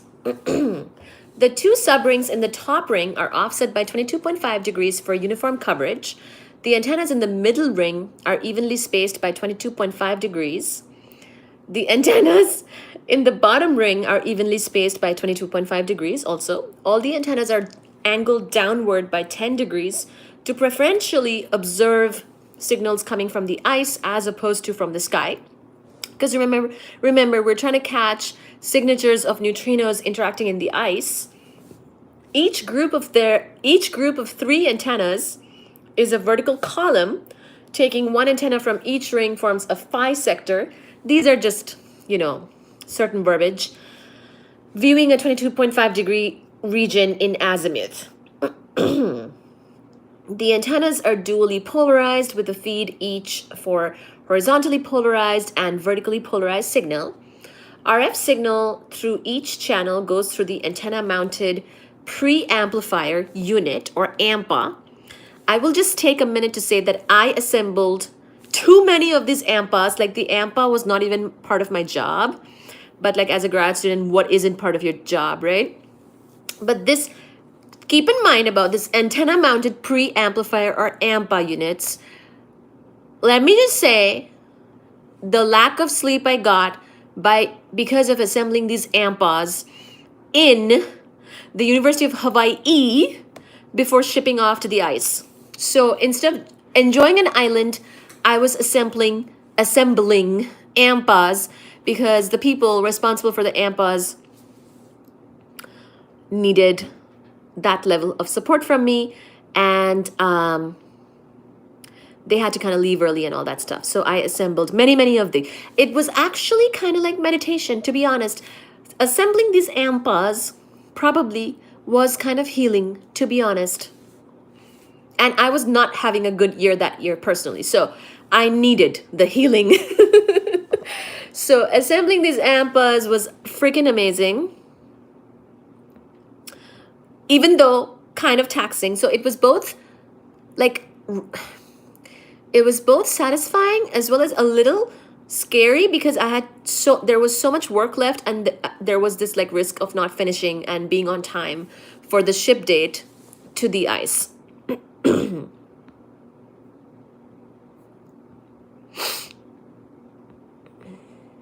James, That's the mom's clothes guy. He's not here yet. I don't think. I mean, we will know when he's here. The mom's clothes, yeah. Wearing his sister's. Oh yeah, the Cardi B. I don't think it's sisters. It's his mom's clothes.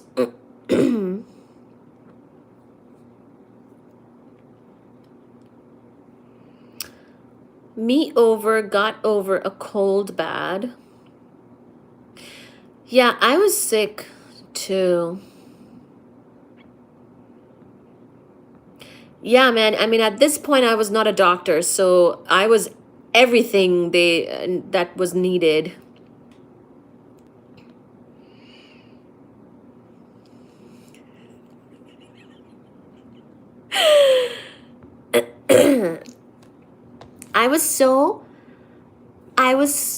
It was a joke. Just a joke.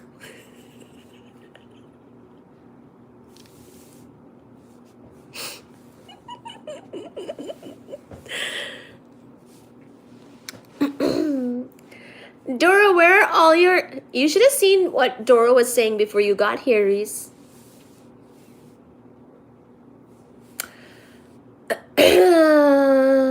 Just saying.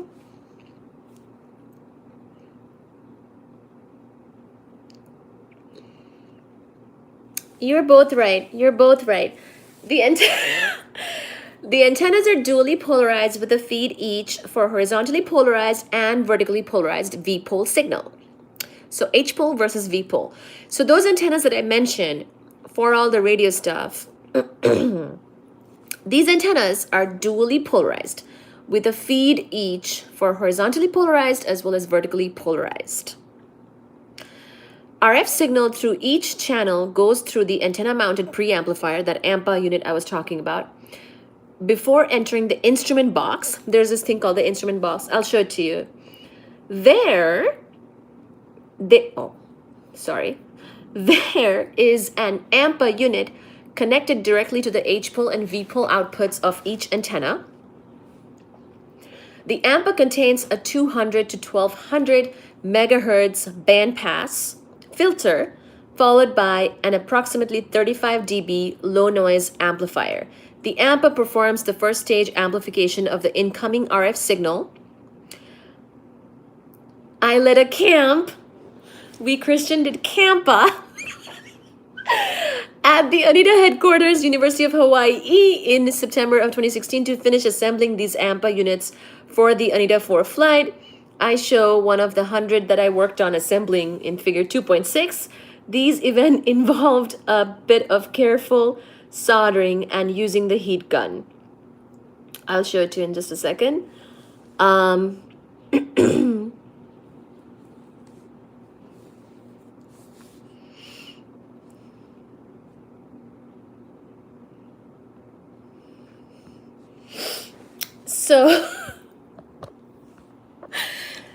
So Reese, you're gonna like this.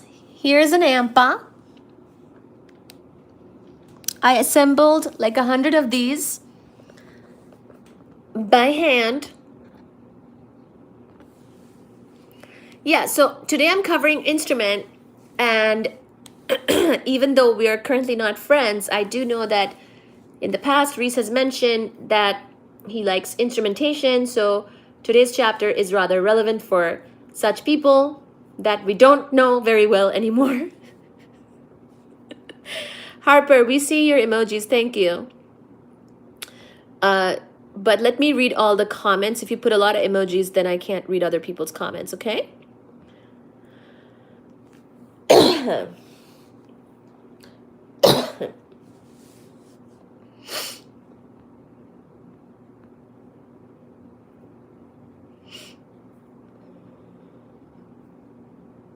Yes, in a little RF blocking enclosure.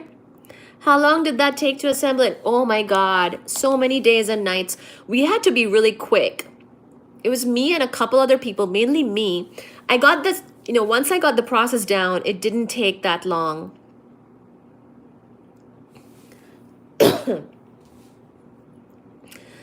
she's sick. She heard too much about the truth of the moon landing. Oh, don't you? Don't you? But do you see my RF enclosure? Reese loves it.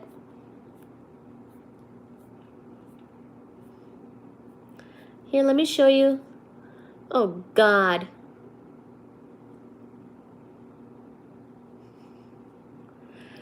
I have kitty cats. Cats.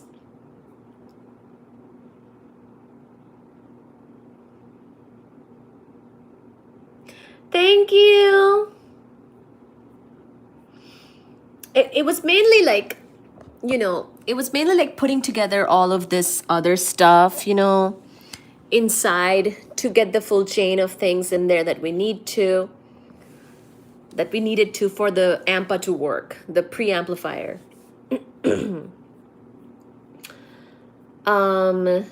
Wait, now I've lost my spot.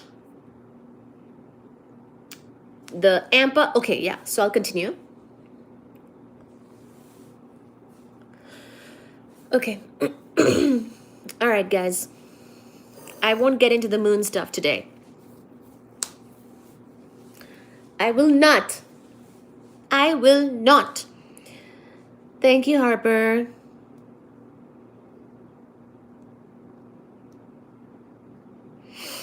Thank you. Okay, so the AMPA performs the first stage amplification of the incoming RF signal. So the first stage amplification happens with the AMPA. And I told you about the CAMPA. We called it CAMPA, me and a couple other grad students. Instrument box and science instrument package. That's what we'll talk about. We have jokes now. We got Belgium, we have nostrils. That's true. We have the moon. I have to say, this chat is wild. That's true. Doro usually waits for a moment like this to say that the chat is wild or has gone wild. I'm not going to keep up the moon landings going either. I was asking everyone else if they would. Harper has walked on the moon. So take that, chat. He has seen the moon in person.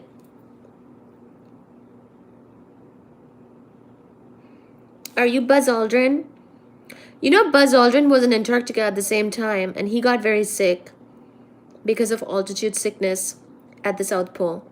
So, yeah, I recommend taking care of that next time, Buzz. The instrument box of Anita sits on the payload's deck. Most of the signal processing in Anita takes place inside the instrument box. Following the AMPA unit, the RF signal travels through 12 meters of LMR240 coaxial cable to the instrument box. Inside the instrument box, the signal first goes through second stage amplification and notch filtering, both performed by the tough boards in Anita 4. Hi, Fuji! The tough boards, we talked about that paper that I pasted the words from. Then it passes through another set of bandpass filters before being split into digitization and triggering pads. So one of the pads of RF signal will go through digitization and the other will go through what we call a triggering path, where a trigger has to be met for us to then write down the data, because otherwise we write down too much data. So you'll see. The triggering and digitization processes are detailed in later on. The science instrument package, SIP, also sits on the payload's deck. The SIP, or the science instrument package, is powered and controlled by NASA, not by us. We were working with NASA, but we're not NASA ourselves. We're an NSF-funded project who are working in, collaboration with NASA in this particular project. It is used for flight control. So the SIP, which is the science instrument package, is used for flight control such as ballast release and flight termination. So that thing I was talking about where you basically might have to end the flight or land the flight at some point when it is venturing into some part of the continent or even going into the ocean where it would not be recoverable. At that point, we might want to terminate the flight with the help of NASA. So for that, we have this science instrument package where we can do ballast control and flight termination. The SIP also provides a connection to the Anita payload during... Thanks, Grimmy. Have you figured out how to read yet? The SIP also provides a connection to the Anita payload during flight through line-of-sight transmission, the Iridium satellite, and the Tracking and Data Satellite System, TDRSS. This allows us to monitor the payload continuously during the flight. A small fraction of data, less than 1%, is transferred from the payload through telemetry. So basically, the thing I was saying earlier, very little bit of the data is actually sent to the ground through telemetry. So we actually have to depend on recovering the instrument, recovering the data drives in order to actually get the data that we were collecting with this instrument. So if we don't recover that, then it's kind of like there's no point. We were not able to get any of the data that this whole mission was for. So that's incredibly important and will often pretty much the main thing that actually kind of affects flight times sometimes, because sometimes we have to terminate the flight depending on where it is over the continent.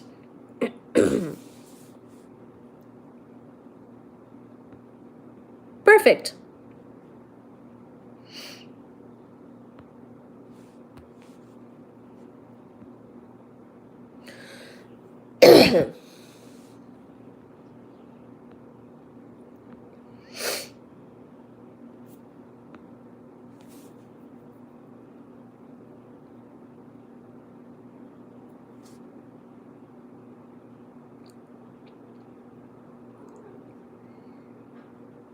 What?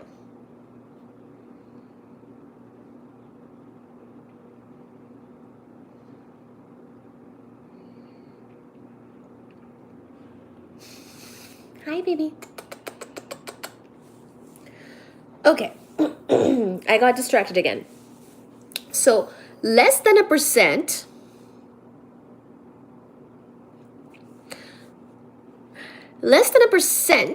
of this data that we're collecting, which the whole mission is for, is transferred from the payload through telemetry. Commands to perform different functions, such as tuning a tough notch filter, can be sent to the payload in real time using the SIP connection. So this is something I did myself, where I was tuning the tough notch filter. So it was super duper fun and exciting, and somewhere I felt like, oh my gosh, I'm doing so much cool stuff. So we will talk about that as well. Power. Thank you, Kiss for the beautiful kitty cat. Yes, thank you so much. You know what? In a second, we'll take a break and look at the kitty cats, okay? Guys, so that Harper and everyone can look at the kitty cats as well. I know that you guys like that. And I might have to charge the Mac at that time. Under power... okay.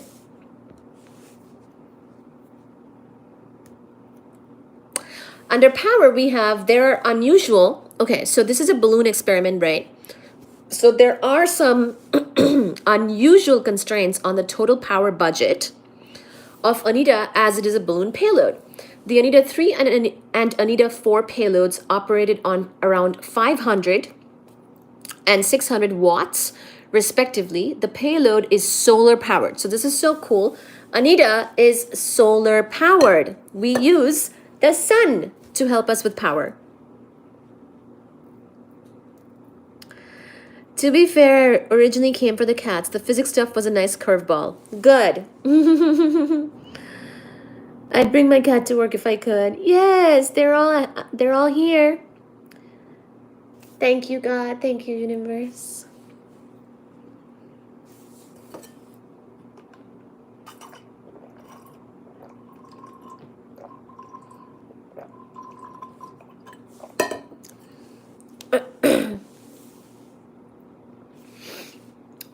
Oh yeah, you were mentioning something about your cat scratching your monitor or something? I don't think I've heard too much about your... It's a little cold.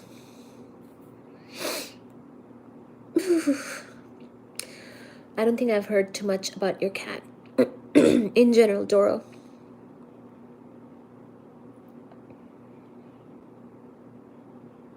Okay, so 500 and 600 watts for the Anita missions 3 and 4. The payload is solar powered by photovoltaic cells. And I showed you the photovoltaic cells that were kind of hanging over that bottom ring of antennas. One set of PV cells, photovoltaic cells, are on top of the gondola. These are managed by NASA and used to power the SIP. The other set is termed the drop-down PV array. And the PV cells in this set are arranged in 8 90-cell strings laid out in an octagon around the bottom of the payload. The drop-down PV array powers the instrument box. Before launch, they partially cover up the antennas in the bottom ring as seen in that figure I showed you. After launch, the 8 strings are remotely instructed to drop down by the SIP, which fires a servo to deploy them below the bottom ring of antennas. A charge controller distributes the output from the drop-down PV array to the payload as 24 volts using DC-DC converters to provide 12 volts, negative 12 volts, 3.3 volts, and 5 volts to various systems. The charge controller is also connected to a battery farm of 12-volt lead-acid batteries. Although there is daylight 24/7 in the Antarctic summer, the amount of power the PV array produces changes with the sun's elevation during each 24-hour period. Thus, a battery farm is needed as backup. When the PV array is able to power the payload by itself, the charge controller charges the battery farm. This is in the battery box, which is also placed on the deck. So that was the power section of Anita.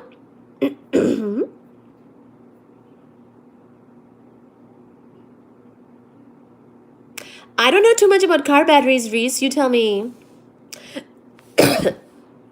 You probably know more about the battery stuff than I do. So share with us anything you want about the battery stuff. I have 3 little demo that look like cats. Oh, wow. I guess. I don't know, actually. I don't know. You're probably right. I don't know about car batteries. You know? So, but yeah, Reese is to be trusted when it comes to all this stuff. The power, the instrumentation, the battery stuff. This is his department. So tell us, Reese. Actually, you can read this part again. I'm gonna get some water. Oh no, actually I'm gonna show you the instrument. I'll show you where the battery box and all of that stuff is. Although I don't know if it's gonna help necessarily.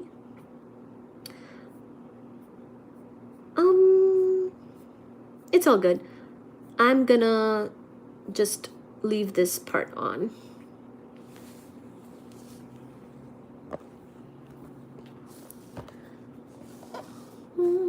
I don't know if you can see it. I think you can. Okay, there you go. Here's the thing about the power. Oh, wait. It's the other way. Here.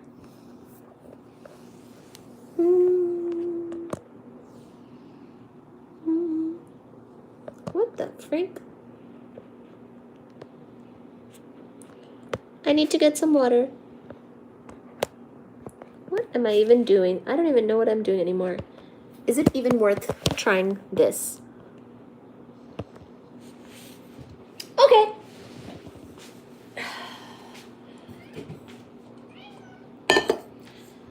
Okay, guys, you can have a little snack if you want.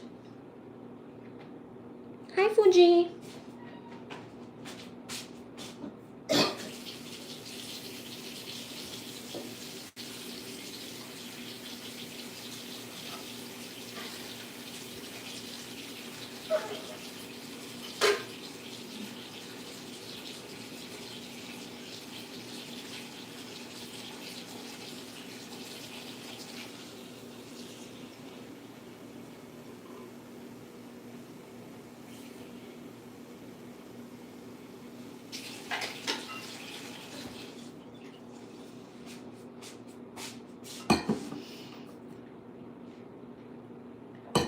Ah! Okay. I am very, very cold. So let me turn the heat this way.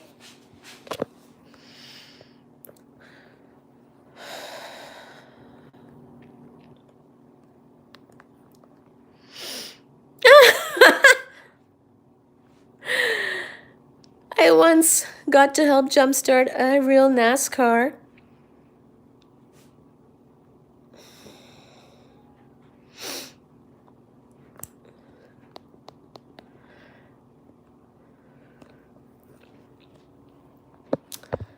Are you serious? Hi, Fuji. I can't give you a treat if you sit on the thing. I can't reach it. Our water breaks are 45 minutes. Oh my gosh, you guys! You know me so well.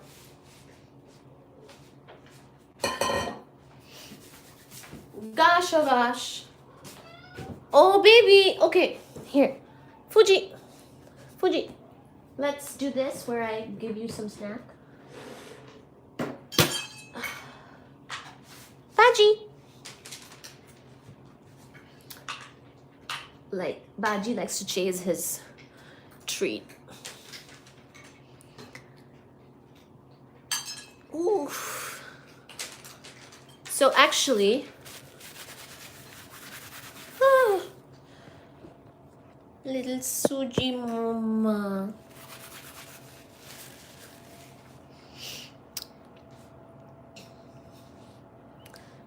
Full snow tomorrow.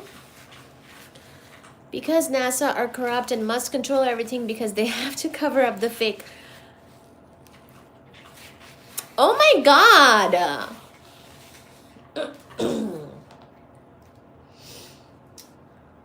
Wow, guys, wow.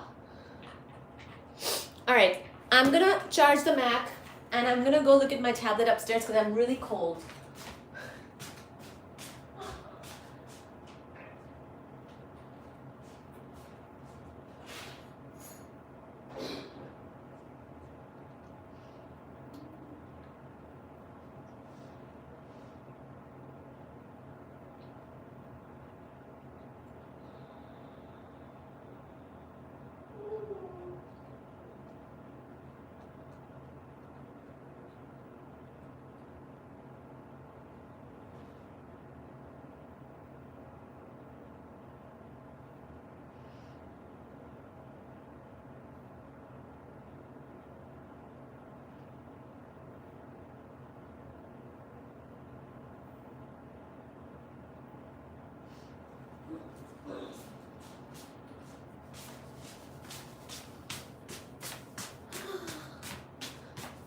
Oh, it's so cold.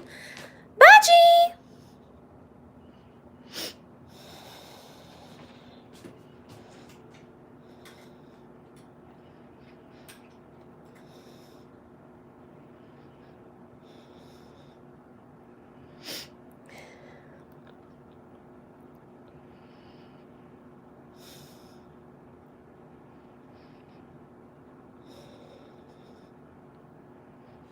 Look at y'all.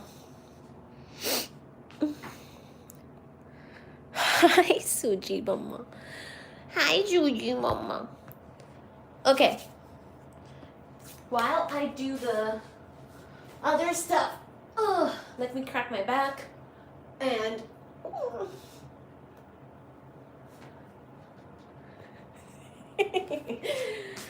You guys are so sweet.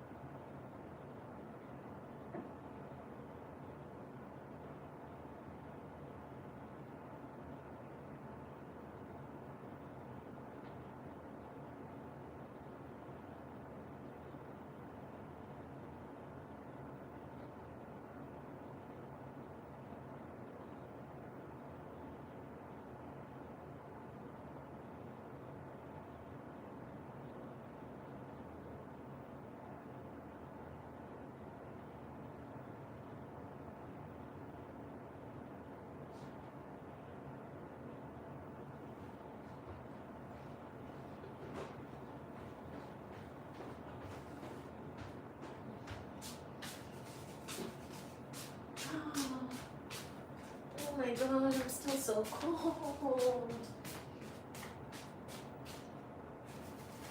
I might have to go under the blanket, guys. It's too cold. Ugh, down here. Wait a minute. Oh, I should have been charging my phone. I should have been charging. What am I even doing? I should have been charging. The last live was...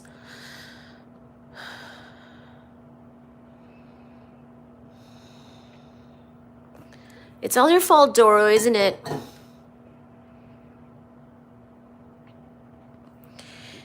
The last... What day is it today? Thursday? The last live was...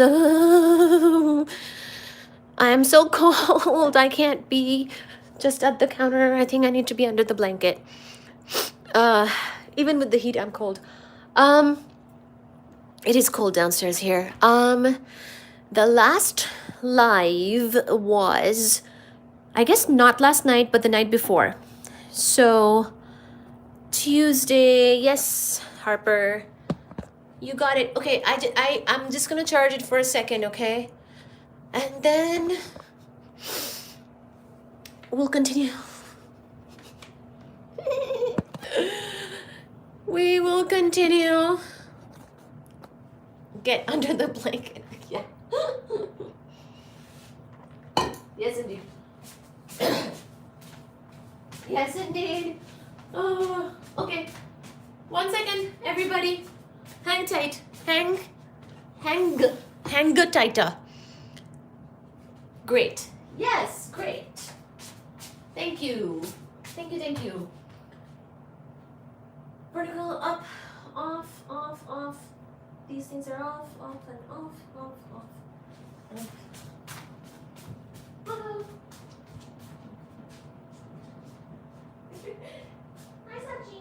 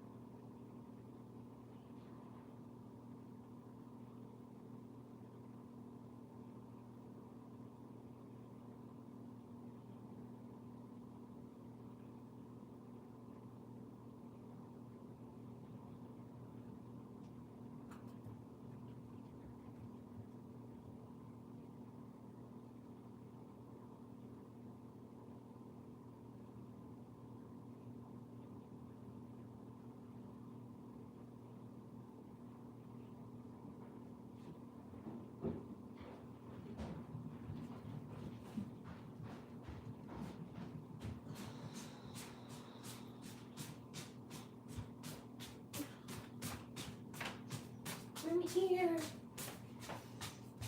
You're still here, okay. What?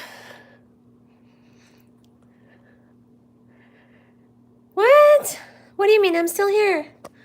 I'm here, and the phone is more charged now. And we will go under the blankie. The blankie blank. Oh my god, it is cold. It is so cold.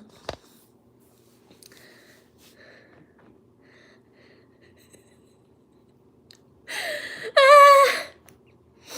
I'm just chilling until 11, then you'll get a few randoms. That's about it. Lol, me neither. Here she comes. Aw.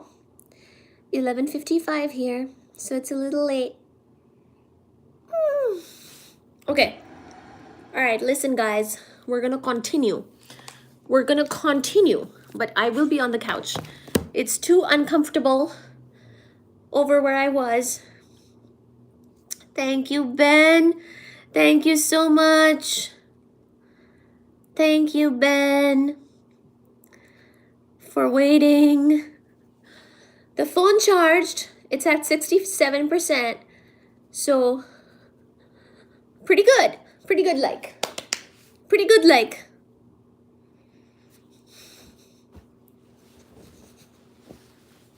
Yes, even though I'm like trying to heat up, I went around and looked at the windows and made sure.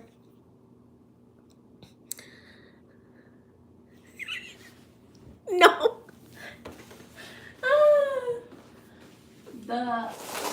I made sure that the insulations are insulating. Oh, I made sure the insulations are insulating and that the phone is charged. Oh. And I went to the bathroom and here I am. Baji, you want to come to Mama's lap? Actually, the upstairs is really cold too. So this house is actually giving me some challenges at the moment. At the moment, it's kind of cold.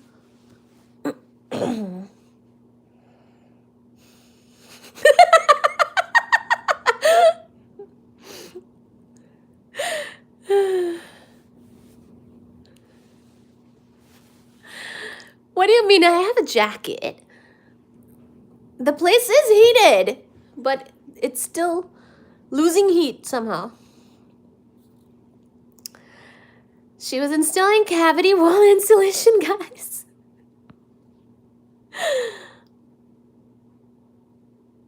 What are you talking about, Harper? Harper, it's too late for you. Bedtime. Bedtime for Harper.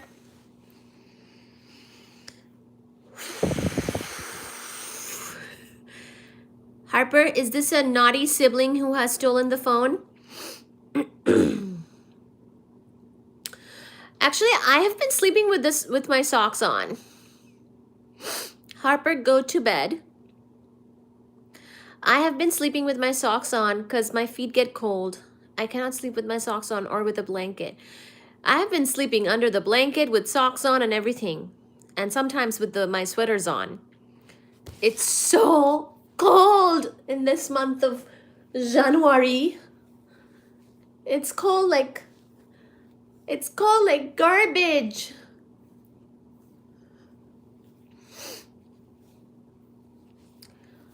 But yeah, thank you, Reese. Wow, it's snowing. I could never. No blanket, Steven. That's crazy. Well, Steven has his ways. I try to sleep with a blanket, but it winds up off of me by morning. Is it snowing in Boston too? Oh, Fuji! Fuji's looking at me. Is some kitty cat gonna come sit on me or not? Someone. Suji, Fuji, Baji.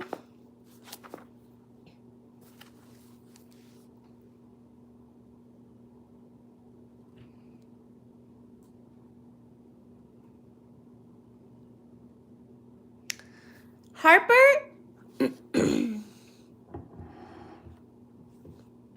think it's time for bed for somebody called Harper. I think a different sibling or family member of Harper has gotten hold of the phone and you're talking some kind of nonsense.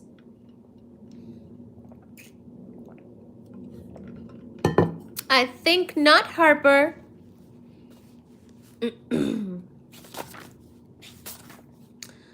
Be careful what you say to Steven, my friend.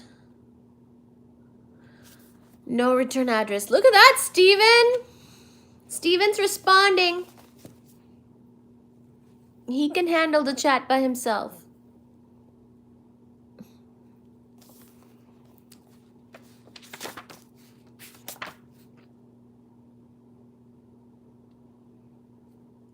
Exactly. Door Madness is strict tonight. Very strict. Oh my god, I've flipped to the page that we fought over and I'm like, nope. Noping out of that.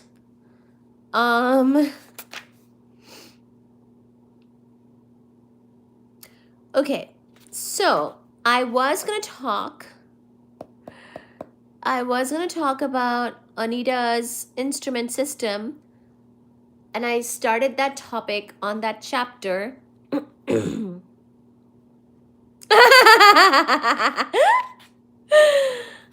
I started that chapter in my thesis over there when I was sitting over there.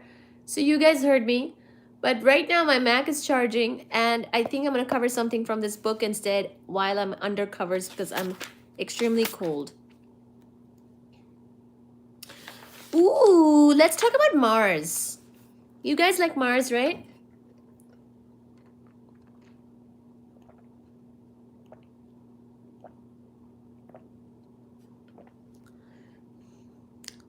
Was it an hour? I'm not good at time. I experience time differently than most people.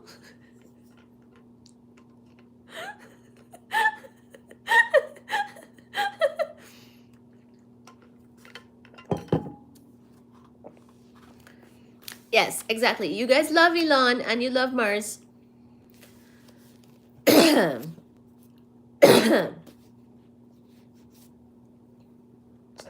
Who? Who's like...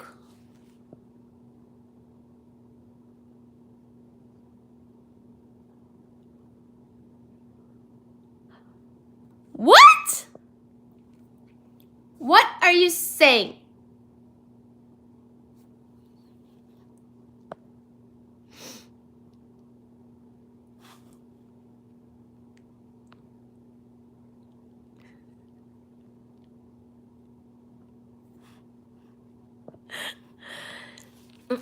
Steven is the only decent one here.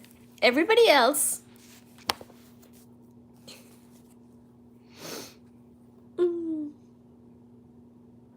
About what?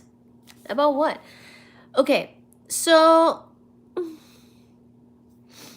Hi, Fred. You better be careful, Fred. Don't say anything more. You're gonna get cut. If you just want to watch...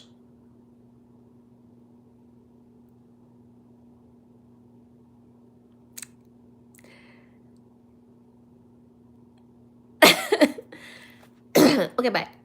All right, Mars. We're going to talk about Mars. To the naked eye, Mars has a perceptibly reddish color. I think you guys already know why. It's because of its rust. It was a natural series of associations that led ancient astronomers to associate the red planet Mars with the god of war. So did you know that Mars actually... Which zodiac sign, you guys might know this because more people know astrology than astronomy. Which zodiac sign is associated with Mars or the god of war? I think, you can correct me, I think it's Aries. Aries is considered to be the god of war And Mars is also connected with the god of war. So red goes to like, red is connected to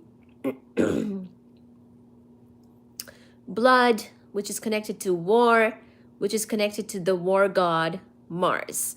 So Mars became the god of war because it's red, that's connected to blood, blood is connected to war, and war is connected to the war god, apparently, according to this association here. My man Aries, Stephen. The ancient fascination with Mars has lasted to the present day. Mars has an orbit with A of 1.52 astronomical units. So it's farther away, obviously, from the sun than we are on Earth. And hence an orbital period of around 1.88 years. Hello, welcome to the live. Mars is the terrestrial planet farthest from the sun. So yeah, for sure, out of the inner belt of planets, out of the terrestrial planets or the rocky planets that's closest to the sun, Mars is the one that's farthest from the sun.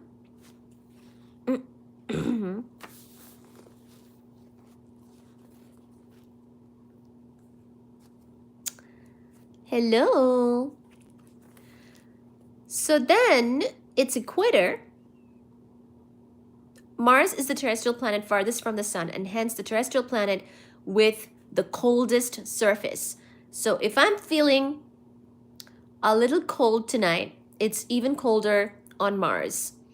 I do know Orion and Orion's belt. Thank you, Doro. So very cold on Mars. Mars has a number of superficial similarities to Earth, probably why people want to go there. Its equator is tilted by 25 degrees relative to its orbital plane. This is similar to Earth's 23.5 degree tilt. Thus, the seasonal variations on Mars are similar to those on Earth. So as you know, our tilt of rotation, our equator is tilted by 23.5 degrees. And that's how we get seasons. And Mars also has a tilted axis, and its angle is 25 degrees. So this is similar to Earth's 23.5 degree tilt. Thus, the seasonal variations on Mars are similar to those on Earth, only with seasons 88% longer, thanks to the longer Martian orbital period. So, of course, the Mars year is longer. Just never followed astrology that like I do astronomy, but Mars is smaller too. Yeah. Oh, good. That's right, Stephen. You like astronomy, so we're going to get along just fine. Here we are. This is astronomy, so you're in the right spot. We're not going to be talking as much astrology as astronomy. So for sure, this is more astronomy E type of channel. So the seasonal variations on Mars are similar to those on Earth because of its very similar tilted axis of rotation. And but of course it's farther away from the sun and has a longer year. So seasons 88% longer thanks to the long Martian orbital period.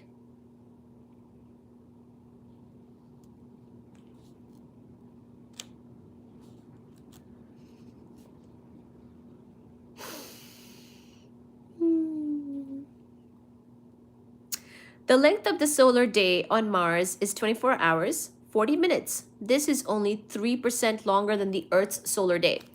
So the other similarity is also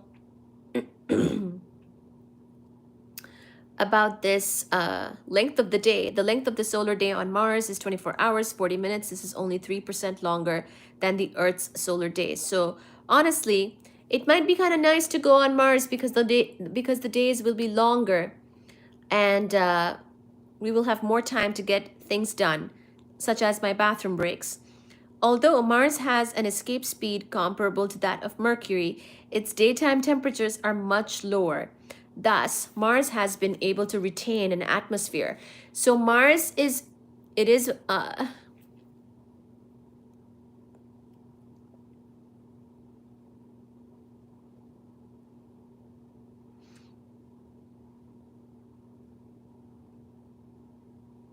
Oh, you're making things up. Okay. Um, I did go crazy. You should go back, rewind, and look at my craziness. Um, so Mars ha Mars has similar day length as us, although Mars has an escape speed comparable to that of Mercury. So Mars is smaller and it's farther away. So it's kind of sort of really cold, but its daytime temperatures are much lower as well because it's farther away. It has similar daytime as us, and it has the similar types of seasons, except it has a longer year, and each season spending more time in that particular season. But I guess even though it's smaller and its escape speed would be comparable to that of Mercury, so it could have been that Mars was not able to retain at Hi Fuji. So it's very interesting. It's smaller, so its escape speed is comparable to that of Mercury. Its daytime temperatures are much lower, so Mars has been able to retain an atmosphere. However, the air on Mars is thin. The average the average air pressure at the surface of Mars is P Mars of around 0.006 atmospheres. So that is a lot thinner of an atmosphere than us on Earth.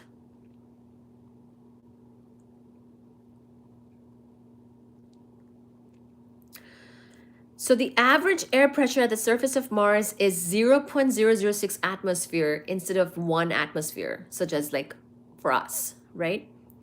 The Martian atmosphere is 95% carbon dioxide. Similar to the atmosphere of Venus, there is little water vapor in the atmosphere of Mars. This is because UV light dissociates it. Oh, that's cool. Mars with no oxygen in its atmosphere doesn't have an ozone layer to absorb UV light. So if it had oxygen, it would have made ozone and could have absorbed that UV light, but instead it doesn't have it. So the UV light dissociates it instead, and it does not have a lot of water vapor. A water molecule is dissociated into a hydrogen molecule and an oxygen molecule. The low mass hydrogen molecule escapes into space because remember, the escape speed is comparable to that of Mercury. So this low mass hydrogen molecule from Mars will escape into space, and the oxygen combines with iron in the Martian soil, making the ferric oxide that gives Mars its distinctive reddish color. Wow. So that's why we've got the oxygen in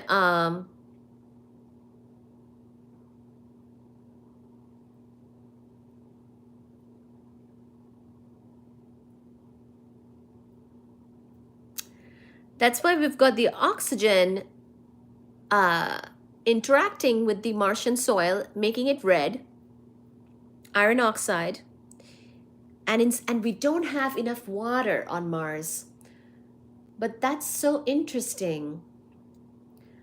So water is dissociated by UV rays, and the hydrogen escapes because it's a very low mass molecule, and Martian escape speed is less, but the oxygen is there and it combines with Martian soil and makes rust. So we have rusty Mars.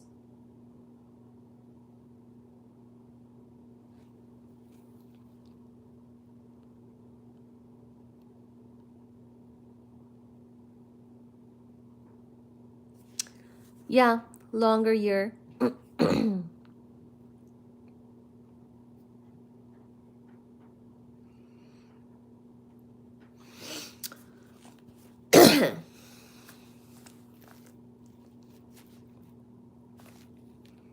I called it. I called it that was a different sibling. So again, a water molecule is dissociated into a hydrogen molecule and an oxygen atom, because H2O, the low mass hydrogen molecule escapes into space and the oxygen combines with iron in the Martian soil, making the ferric oxide that gives Mars its distinctive reddish color. The surface of Mars is about 44% silicon dioxide, which is sand, and 19% ferric oxide or rust. The remainder is a mix of various minerals. So it's kind of similar. Holy crap! It's kind of similar. 44% silicon dioxide, which is sand, like us. We have a ton of sand.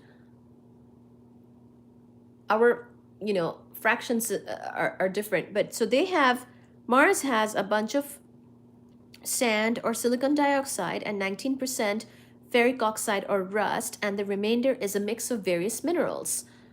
You know what?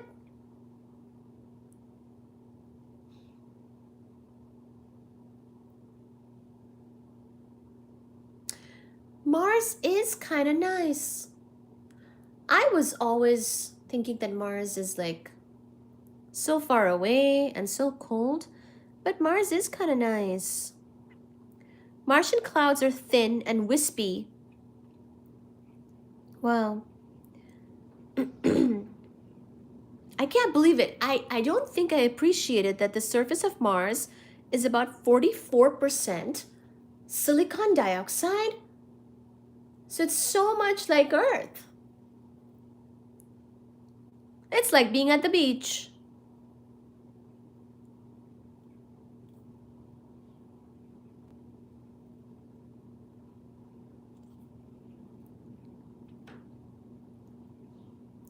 Thank you, Ben. Thank you for being here.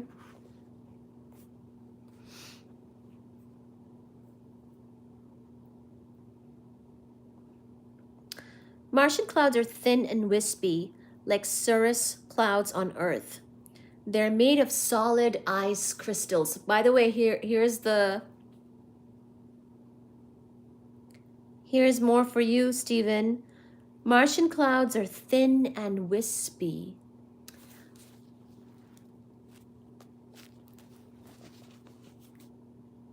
Yeah, Ben. Reese is wanting to talk to you more. Isn't this so... What a fairy tale. Mars has thin and wispy clouds. Wow. Martian clouds are thin and wispy like cirrus clouds on Earth. They're made of solid ice crystals, not liquid droplets. So icy because, yeah, it's cold. It's cold there. The clouds of Mars are made of both frozen water and frozen carbon dioxide. Look at that. Oh, this is so cool.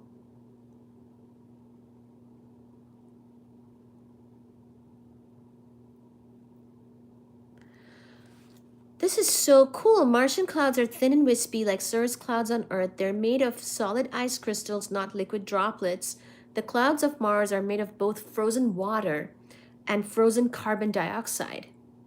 It's frozen. Geologically speaking, the two hemispheres of Mars are very different from each other. The northern hemisphere of Mars, which is relatively low in elevation, contains few craters and shows signs of recent volcanic activity like the larger terrestrial planets Earth and Venus. The southern hemisphere, which is relatively high in elevation, contains many craters and is geologically dead, like the smaller terrestrial planet Mercury and like the moon. How interesting! Are you guys hearing this? Also, by the way, can we get 20 likes? Can you guys like the live so I can get 20 likes? This is so cool.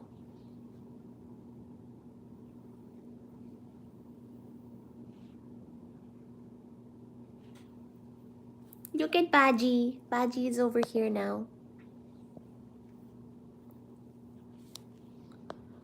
Hi, Anshi.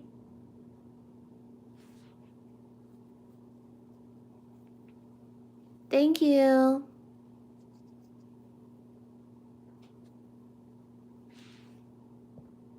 Thank you. Thank you. I see the 20 likes. Thank you. Let me do a screenshot. Look at Baji. Can I do a screenshot of the live?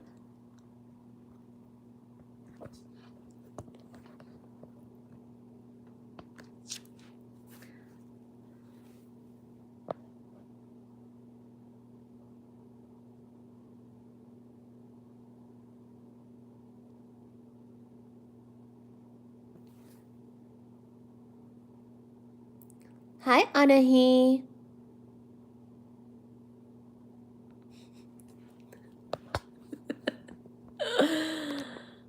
There, I screenshotted that. Okay, so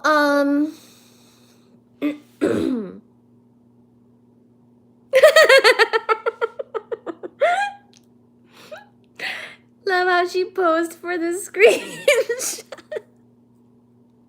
Yes, it's for my documentation, guys. Documentation.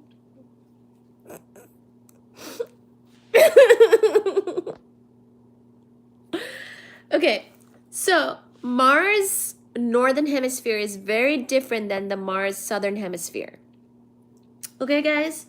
The northern hemisphere, which is relatively low in elevation, contains few craters and shows signs of recent volcanic activity like the larger terrestrial planets.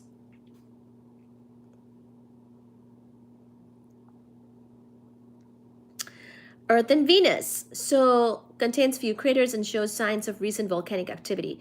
The southern hemisphere, which is relatively high in elevation,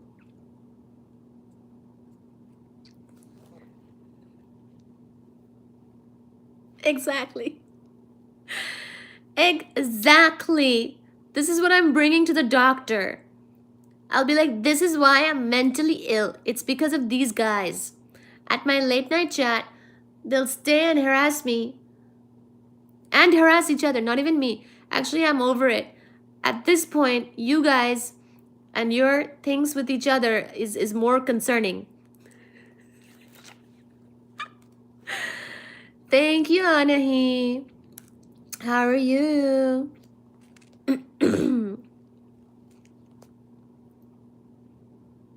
I think Anahi is a woman, so let her be.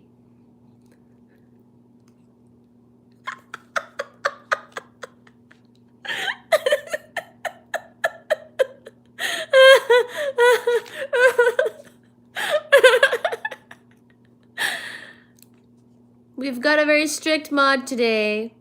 All right.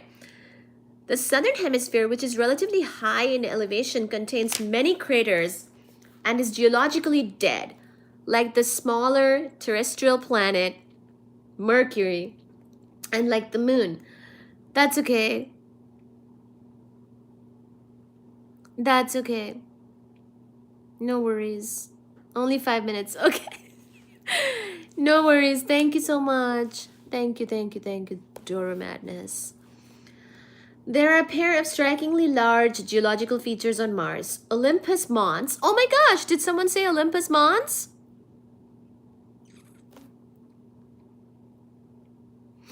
No, you're right. I think at this point you have a better intuition because you actually see the chat a lot. And no, you're right. Baji's so handsome. Yeah. No, yeah, that's good.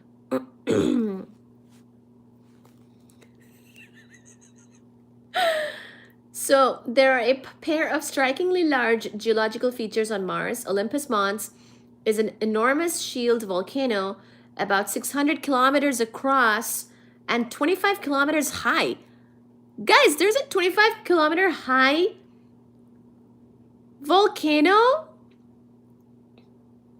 on Mars? What the frick?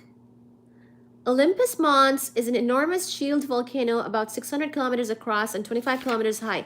By contrast, Mauna Loa, the largest shield volcano on Earth, is about 200 kilometers across and rises only 9 kilometers above the ocean floor. The enormous size of Olympus Mons shows that there is little plate motion on Mars, and one location of the crust can stay above a hot spot on the mantle for a long time. There is little cratering on the slopes of Olympus Mons, indicating that it is geologically young.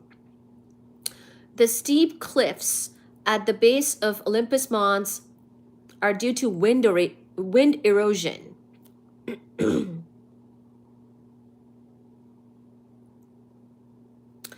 Yeah, you're right. You're right. No, seriously. Look at this. The enormous size of Olympus Mons shows that there is little plate motion on Mars, and one location of the crust can stay above a hot spot on the mantle for a long time. Plus, because there's little cratering, and we talked about how cratering is sort of an older phenomena type of thing when we had all that debris and stuff hitting the planets and moons and things like that. The slopes of Olympus Mons indicates that it's a geologically young feature, a young thing, basically. The steep cliffs at the base of Olympus Mons are due to wind erosion. So it's kind of like, Olympus Mons is apparently 600 kilometers across and 25 kilometers high. So it's like this huge, like, tall thing. And the cliffs are kind of steep, like they fall off kind of steeply. And that's because of wind erosion. Wow. And the next thing you were gonna, Stephen already mentioned Valles Marineris, Valles, Valles, maybe Valles Marineris, Valles, Valles Marineris, is a tremendously long rift valley stretching nearly 5,000 kilometers, or about 1/4 of the circumference of Mars. Valles Marineris, as imaged by the Thermal Emission Imaging System on NASA's Mars Odyssey orbiter. So NASA's Mars Odyssey orbiter probably told you about that, Stephen. There you go, Marineris. Valles Marineris is a tremendously long rift valley stretching nearly 5,000 kilometers, or about 1/4 of the circumference of Mars. Valles Marineris is sometimes called the Grand Canyon of Mars. I was gonna say this sounds like the Grand Canyon. Yay, 21 likes. Thank you. Right? Isn't that crazy?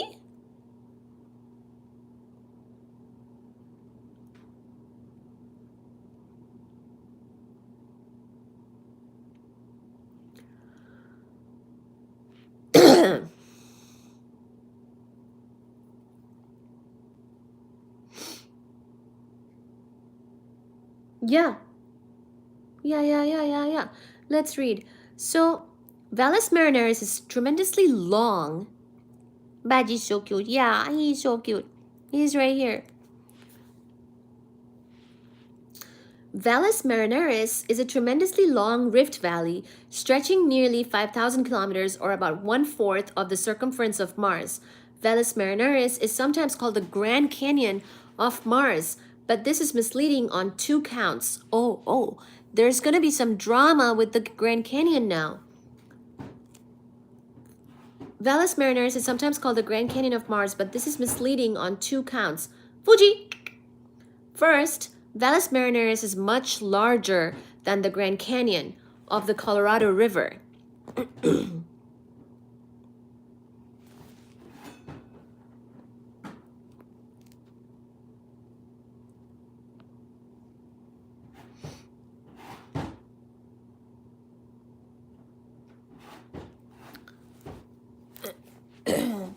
Fuji! Let me just make sure Fuji's not breaking his auto feeder. I'm like doing the laser pointer to distract him. I don't want to get up. Fuji! Fuji. Um,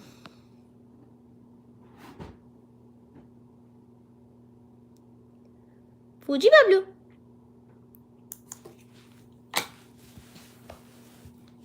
Ah.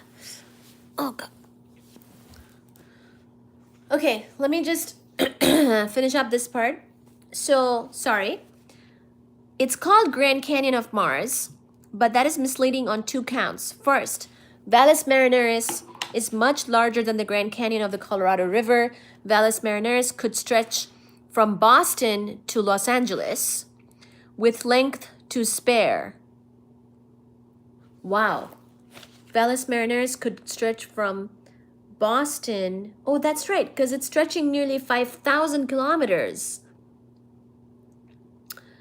It's stretching nearly 5,000 kilometers, so it could stretch from Boston to Los Angeles with length to spare. As we know, the Grand Canyon is mostly in Arizona, so it's not as big, but it's still pretty big. Second, Valles Marineris is not the result of erosion by water.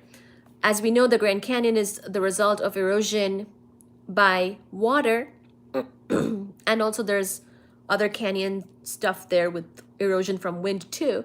Second, Valles Marineris is not the result of erosion by water, but is instead a rift valley caused by convection currents in the mantle pulling the crust apart. The walls of Valles Marineris have subsequently been sculpted by erosion. The atmosphere is denser in the deep valleys than on the highlands.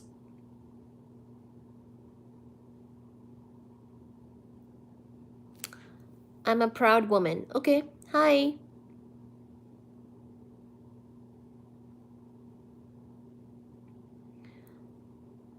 Mariana's Trench.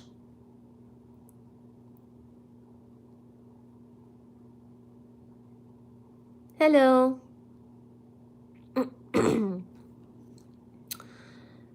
Wow. Oh, this is amazing. So Valles Marineris is not really quite like the Grand Canyon, even though we might think of the Grand Canyon, because it's not the result of erosion by water, but it's instead a rift valley caused by convection currents in the mantle pulling the crust apart. The walls of Valles Marineris have subsequently been sculpted by erosion. The atmosphere is denser in the deep valleys than on the highlands. Right, so because it makes the valley, wow, it's denser in the deep valleys than on the highlands. Wow. It looks like this. Do you see it? Valles Marineris. That's the rift. So it's not a canyon made by erosion with water or wind. It's a rift valley caused by convection currents in the mantle of Mars, pulling the crust apart. As noted previously, Mars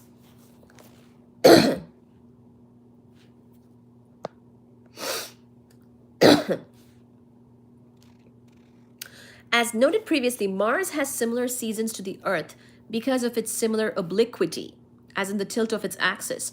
However, the seasons on Mars are significantly affected by the relatively high eccentricity of the Martian orbit. Right, the eccentricity of the Martian orbit is different. It's E equal to 0.093 for Mars compared to E equals 0.017 for Earth.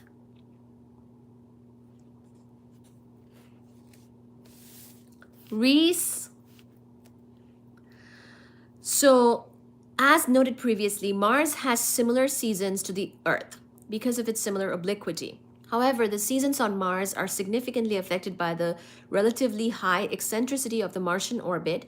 E equals 0.093 for Mars compared to E equals 0.017 for Earth. When Mars is at perihelion, as in closest to the sun, it is winter in the north and summer in the south. When it is at aphelion, it is summer in the north and winter in the south. As a result of the high orbital eccentricity, seasons are moderated in the northern hemisphere of Mars. Winter occurs in the north when Mars is nearest to the sun, and summer when Mars is farthest from the sun. By contrast, seasons are enhanced in the southern hemisphere of Mars, since winter occurs since winter occurs there when Mars is farthest from the sun, and summer when Mars is nearest to the sun. The enhanced seasonal temperature swings in the south lead to strong surface winds. These winds produce major dust storms that can, on occasion, envelop the entire planet.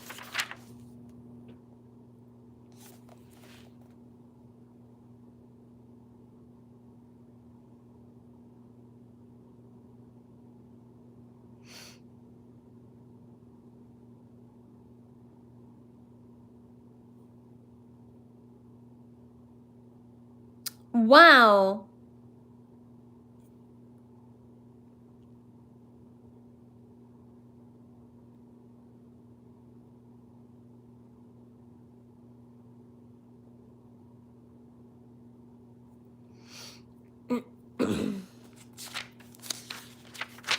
This is too cool.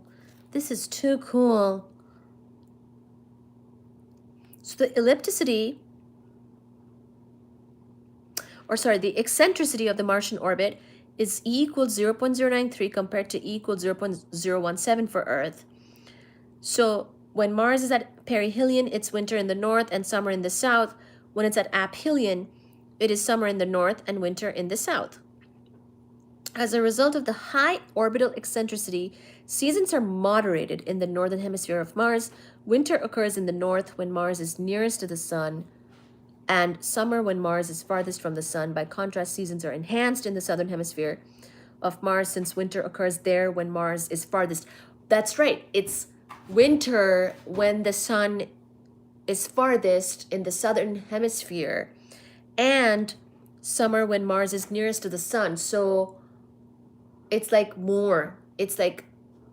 a season, but even more enhanced. And these enhanced seasonal temperature swings in the southern hemisphere lead to strong surface winds, and these winds produce major dust storms that can, on occasion, envelope the entire planet, because it's a small planet. Wow. Holy crap. The polar caps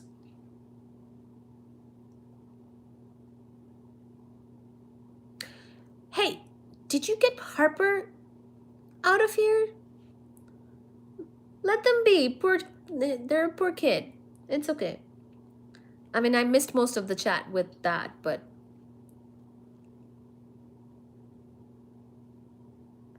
it's okay, Harper. Don't cry. It's okay. I'm using my Fujisuji Baji voice. The polar caps of Mars also vary with the seasons. The area covered by the polar caps can change very rapidly, so they must be thin, like a layer of frost. During winter, the temperature is cold enough to freeze carbon dioxide out of the atmosphere. In the winter, the Martian polar caps, particularly the southern cap, are large, since they are primarily carbon dioxide, which freezes at a temperature of 150 kelvins at Martian air pressure.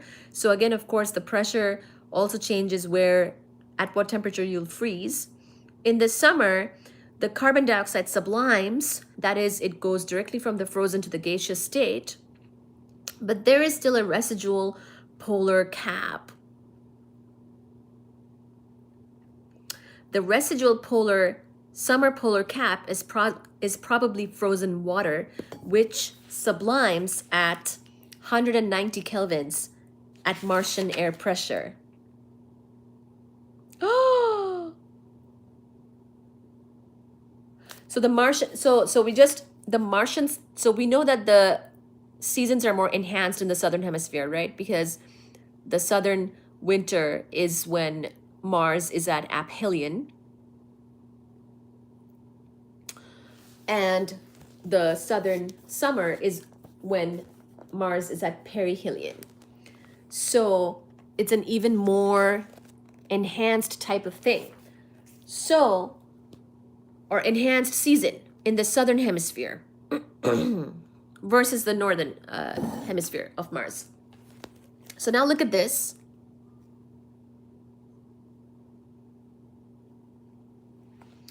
The Martian south polar cap is large in the winter but small in the summer. I mean, it makes sense the polar cap is large in the winter and small in the summer, but look at the difference. This is the winter and that's the summer. Look at that, how different that is.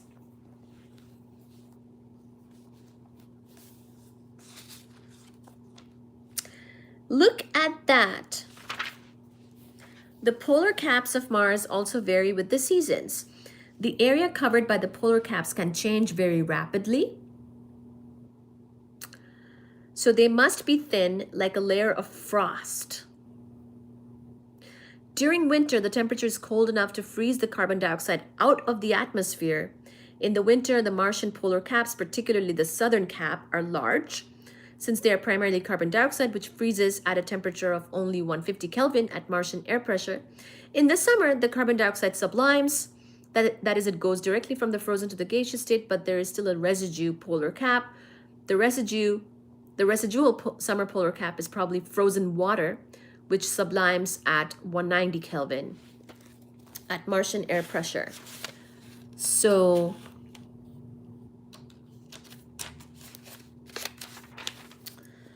although at present the water on Mars is primarily in its frozen state, in polar caps, clouds, or permafrost below the planet's surface, there is evidence that liquid water existed more abundantly on Mars in the past.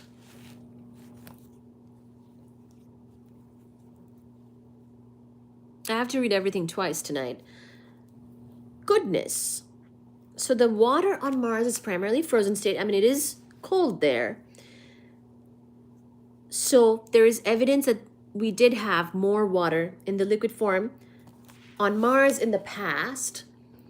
The most obvious form of evidence consists of features on the surface of Mars that have been cut, by running water. Some narrow, dry riverbeds are found on Mars, meandering across the surface of the planet like rivers on Earth.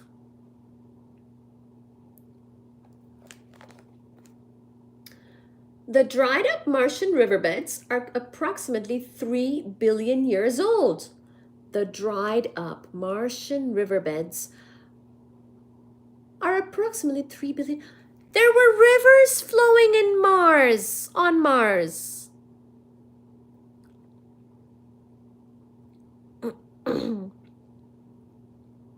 Yeah, Baji came into my lap. Lappy Baji. Some narrow, dry riverbeds are found on Mars, meandering across the surface of the planet like rivers on Earth. The dried up Martian riverbeds are approximately 3 billion years old. Judging from the density of impact craters atop them, Reese's favorite, in addition to the narrow, relatively orderly riverbeds, there are also broad flash flood channels found on Mars, the result of catastrophic floods rushing across the surface.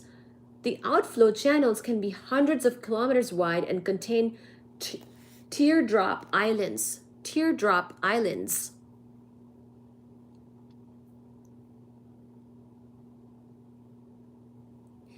Yeah, he's warming mommy.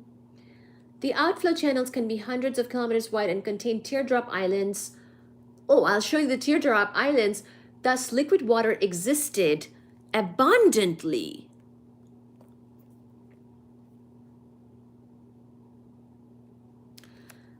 Wow!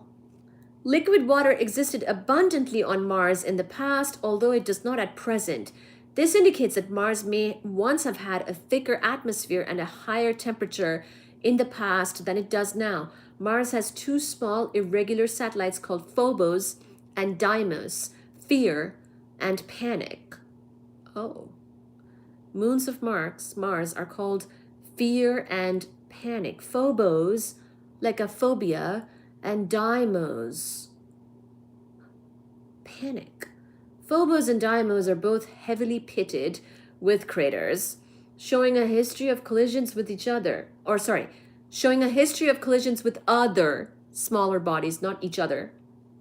As we spoke about craters the other day, which led to the fights, basically they're made from getting hit by these other smaller bodies, debris, etc., when the planets were forming, or pretty much like a long time ago, before the clearing happened, is what they said.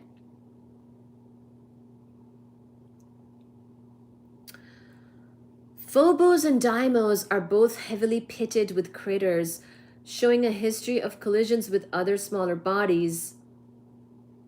History of collisions, like we talked about. They're also undifferentiated. Oh yeah, we talked about differentiation. You know, the heavy stuff sinks and the lighter stuff comes up. They're also undifferentiated, indicating indicating they have never been hot enough to melt.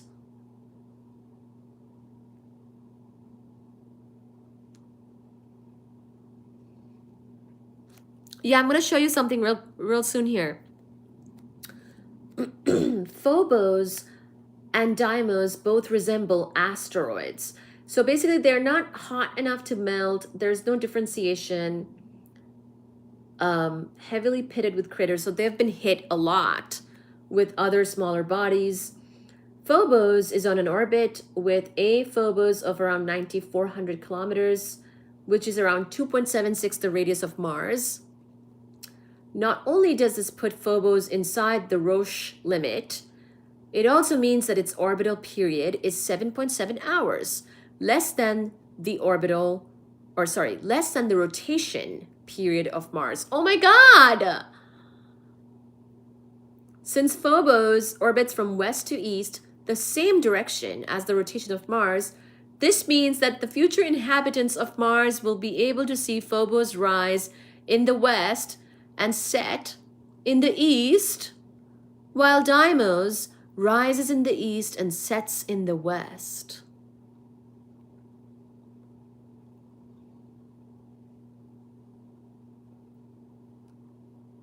I think you're talking about a different planet, but yeah, maybe.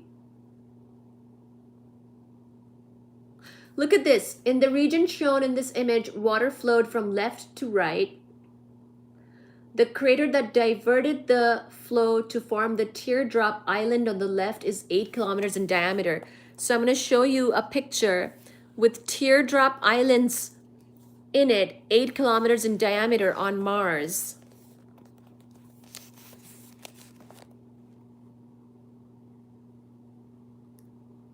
Oh my God!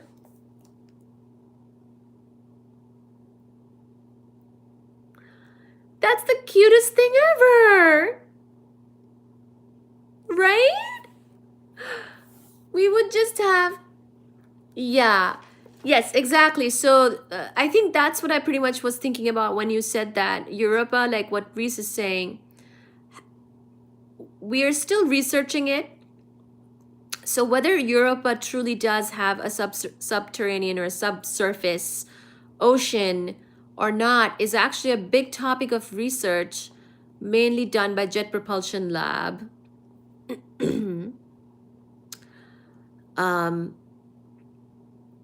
Of NASA. It's a moon of Jupiter. Yep, so you're correct. So we think that we are currently doing, or we have been doing a ton of research on that. And if they find more confirmations, etc., it's kind of difficult. We'll talk about Europa at some point as well, probably pretty soon here. But it's kind of difficult because it's such a big distance away, right? Knowing all the intricate details of, not even Jupiter, but one of its moons it's pretty difficult. So, but it's a big topic at the Jet Propulsion Lab, for example, because they really want to find this subsurface ocean, which they think there is, or more confirmation and more evidence of it, that is. Enceladus of Saturn. Maybe. We'll see. I am so in love with these moons, man. Mars has, oh my gosh, their food is gonna fall. Mars has 2 small irregular satellites, aww, called Phobos and Deimos. Fear and panic.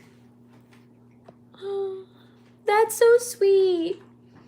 Phobos and Deimos are both heavily pitted with craters, showing a history of collisions with other smaller bodies, like we've talked about with craters.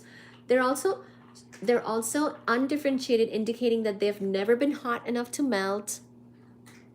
Phobos and Deimos both resemble asteroids. Phobos is on an orbit with 9,400 kilometers is the length. Not only does this put Phobos inside the Roche limit, it also means that its orbital period is 7.7 hours, less than the rotation period of Mars.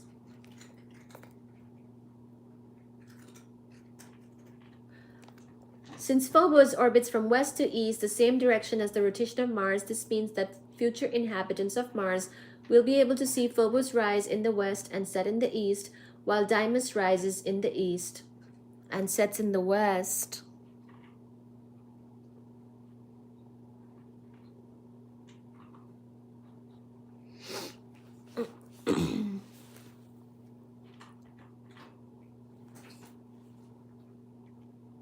Fuji Baji. They're fighting.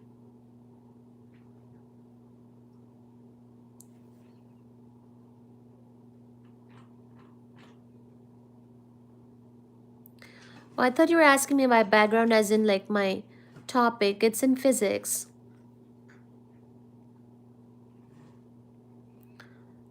She's Jamaican.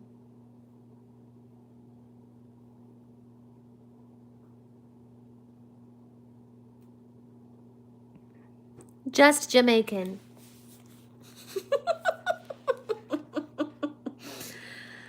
Isn't this the Fuji Baji, Shona? They're being aggressive with each other. They're usually loving. I think this is so cool. So that was Mars. I'm going to get a drink, then go to bed. I'm sleepy now. Okay. Good night, Steven. Thank you for joining. Thank you for staying on the live. Thank you for joining. Thank you for staying on the live. Thank you, everybody. Welcome to everyone. And thank you for chatting and everything like that. One sentence, you need to calm down. Oh, the Taylor Swift song? You need to calm down. What time? It's 12:54 in the morning. It's nighttime. So that was Mars. Some more things about Mars. Come, Sachi. Come. Come, Shona. Good girl, Sachi. Come, baby. Stay on Mama's lap. Come, baby. Oh, you're such a good girl. Oh, you're such a good girl.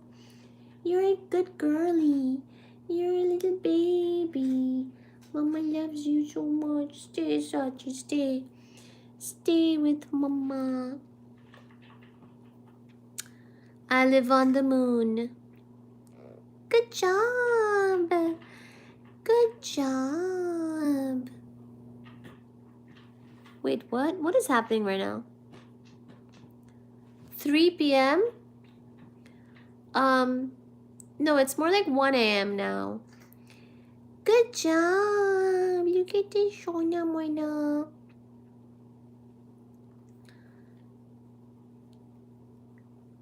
Reese does live in a crater.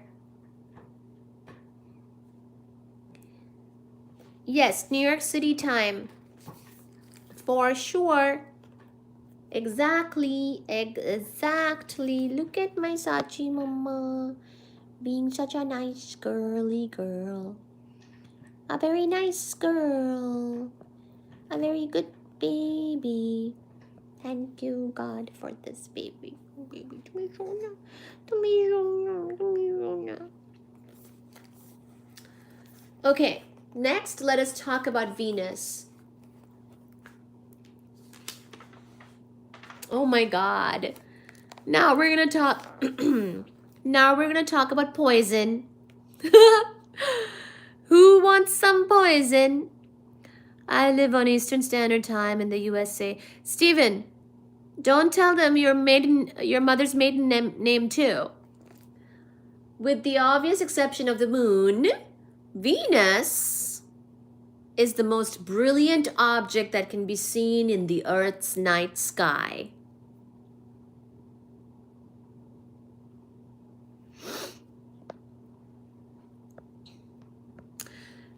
Oh, thank you for liking. Thank you for sharing. Thank you for being here on the live. Thank you. Welcome, welcome. So Venus is the most brilliant. So if you see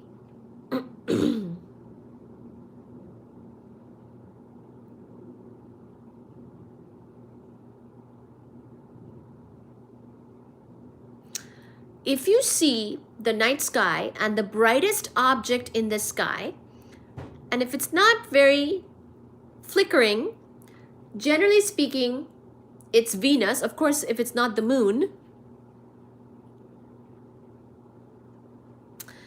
I know Doro is shooting people today.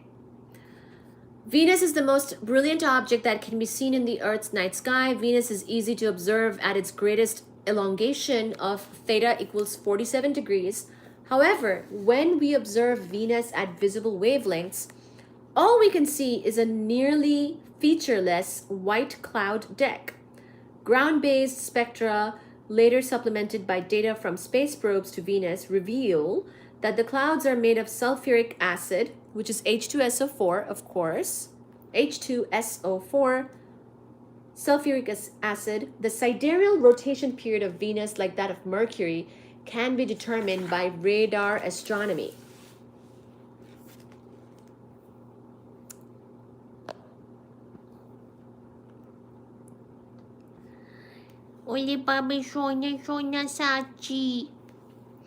Venus turns out to be the slowest rotator of all the planets, with a sidereal rotation period of 243 days. Excusez-moi? Venus turns out to be the slowest rotator of all the planets, with a sidereal rotation period of 243 days?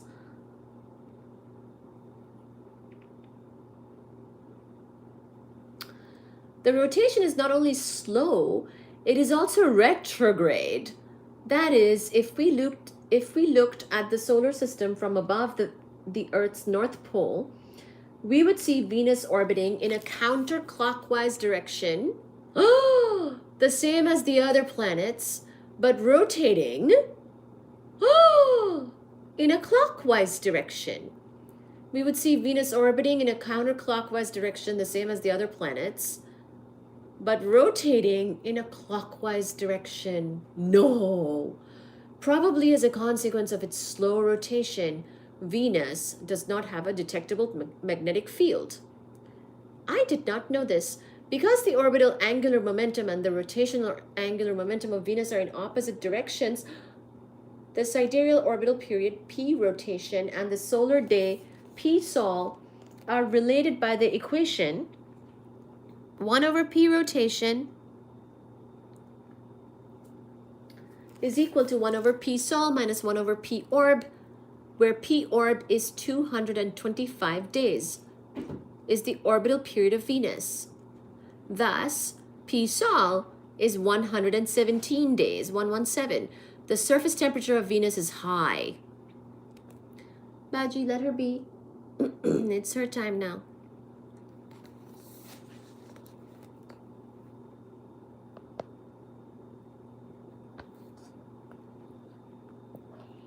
Shona Suchi. Look at Suchi, little baby doll. Little Suchi baby.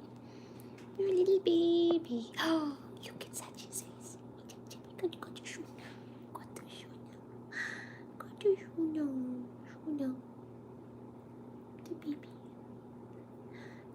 baby. Small baby. The surface temperature of Venus is high. 740 kelvins. T equals 740 kelvins. Hot enough to melt tin, lead, and zinc. Despite the long solar day on Venus, the surface temperature is nearly uniform over the entire planet. This is because the circulation patterns in the thick atmosphere are highly effective at carrying hot air from the daytime side of Venus to the nighttime side, smoothing out the temperature differences. This is because the circulation patterns in the thick atmosphere are highly effective at... It's a thick atmosphere, so the circulation patterns are very effective at carrying the hot air from the daytime side of Venus to the nighttime side of Venus.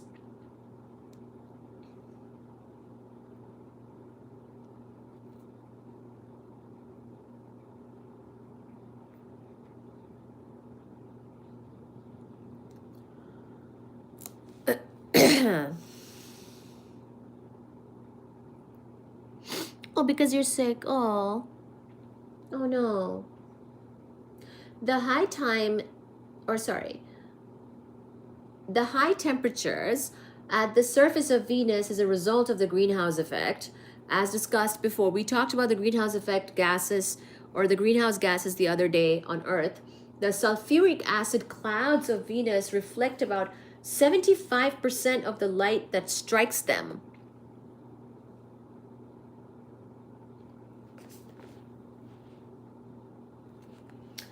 The sulfuric acid clouds of Venus reflect about 75% of the light that strikes them. Below the clouds, however, the atmosphere is nearly transparent at visible wavelengths. If you walked on the surface of Venus in a highly heat-resistant spacesuit, because yeah, it's hot there.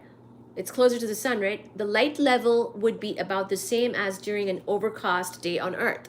So like the light level, if you walked on the surface of Venus, is about the same as on a cloudy day. So like Ohio. So Venus is kind of like Ohio. However, the energy absorbed by the planet's surface is re-radiated as infrared light, to which the atmosphere is opaque, thanks to its high carbon dioxide content. The surface air pressure on Venus is 92 atmosphere. Look at that, that's a lot. Where 1 atmosphere is around 10 to the 5 newtons per meter squared is the average sea level air pressure on Earth. So the thing that's 1 atmosphere for us is more like 92 atmospheres on Venus. The surface air pressure on Venus is 92 atmospheres, where 1 atmosphere is around 10 to the 5 newtons per meter squared, which is the average sea level air pressure on the Earth. The composition of the atmosphere on Venus is 96.5% carbon dioxide and 3.5% molecular nitrogen. That's good. I mean, nitrogen is good. One intriguing question is why the atmospheres of Venus and Earth are so different from each other. Venus and the Earth are nearly twins. This is what I was saying earlier, another day, that they're very much similar in size. Like Venus radius is 0.95 our radius, so it's a little bit smaller than Earth. And the mass is 0.815 our mass. So a little bit smaller than our mass, but very similar. Venus and Earth are almost like twins.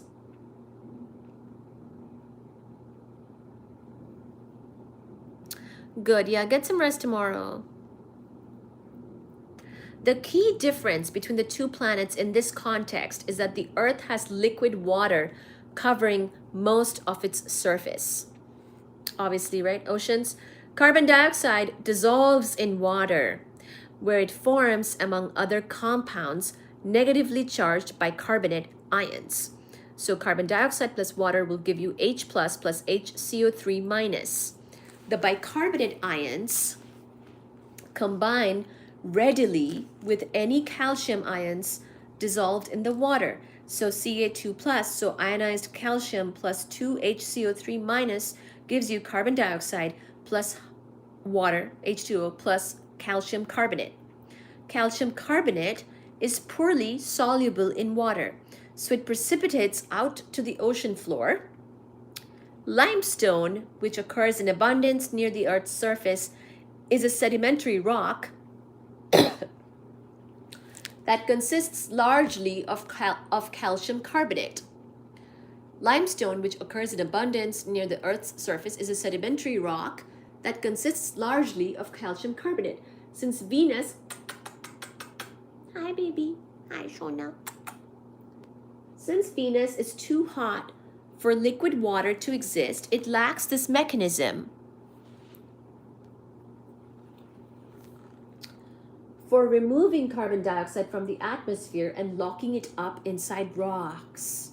If you could somehow remove the carbon dioxide from the Venusian atmosphere, the remaining atmosphere, consisting mostly of nitrogen, would resemble the atmosphere of Earth prior to the emergence of photosynthesis.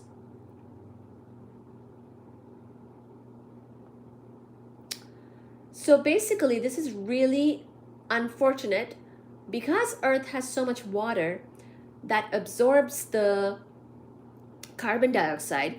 Carbon dioxide plus H2O makes H plus HCO3 minus, which mixed with the bicarbonate with calcium makes calcium carbonate, which is badly soluble in water. So it precipitates out to the ocean floor. Limestone, which occurs in abundance near the Earth's surface, is a sedimentary rock that consists largely of calcium carbonate. Since Venus is too hot, so basically, if we were able to remove the carbon dioxide from Venus, we would be good. We would have basically the Earth-like stuff, atmosphere. Since Venus is too hot for liquid water to exist, that's right, it's too hot. Oh my gosh, being at that distance from the sun makes it too hot, and having a size that's kind of similar to Earth makes that hot water probably escape. Since Venus is too hot for liquid water to exist, it lacks this mechanism for removing carbon dioxide from the atmosphere and locking it up inside rocks. We on Earth have locked up carbon dioxide inside rocks. Good. If you could somehow remove the carbon dioxide from the Venusian atmosphere, the remaining atmosphere, consisting mostly of nitrogen, would resemble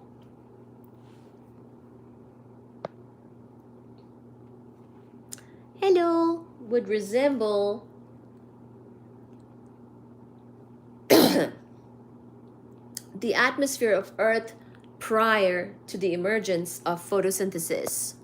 Wow. Conversely, if you could unlock all the carbon dioxide presently contained in the Earth's limestone, the Earth's atmosphere would strongly resemble that of Venus. Hi, Dinesh.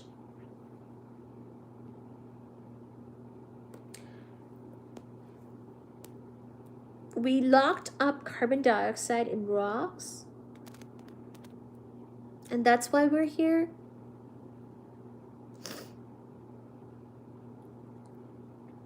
Because then we had trees, and then they did photosynthesis, and then that whole carbon dioxide thing happened even more. Because plants use... Baji, can you please settle down? I'm trying to do this thing where I... Okay, alright. Conversely, if you could unlock all the carbon dioxide presently contained in the Earth's limestone, the Earth's atmosphere would strongly resemble... I can't believe this. Wow.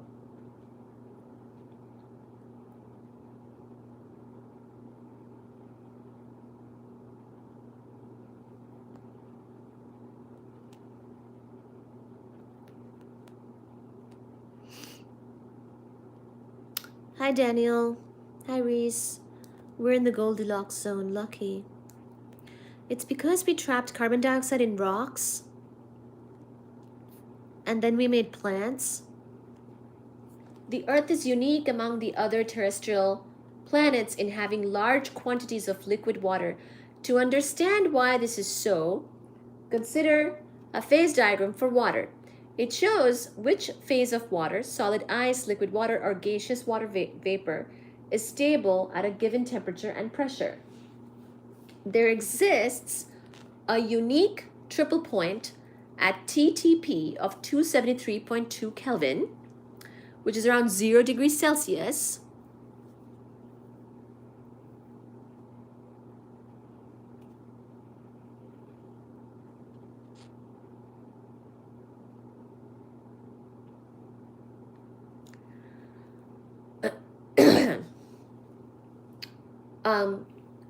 There exists a unique triple point at 273 kelvins and pressure of 611 newtons per meter squared, at which all three phases can coexist. Note that ice is stable only at T less than TTP, and liquid water is stable only at P greater than PTP. At low pressures, water goes straight from the solid state to the gaseous state at the temperature increases. In other words, it sublimes. Right, that makes sense.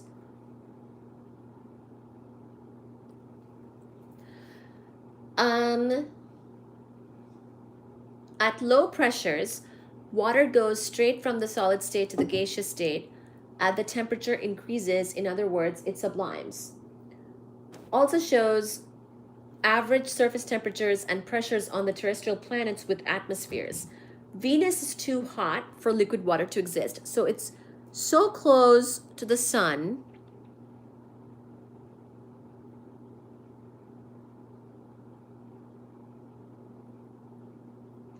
Hi, Ella.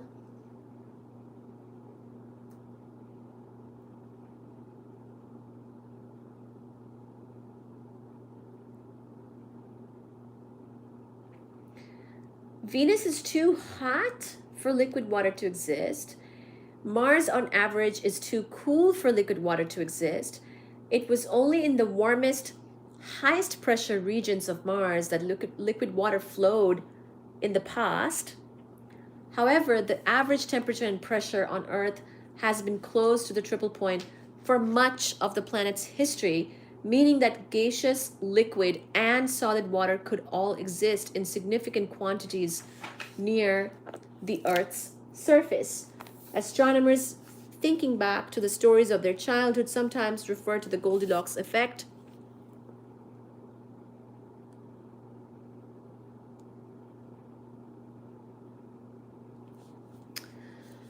Venus is too hot for liquid water.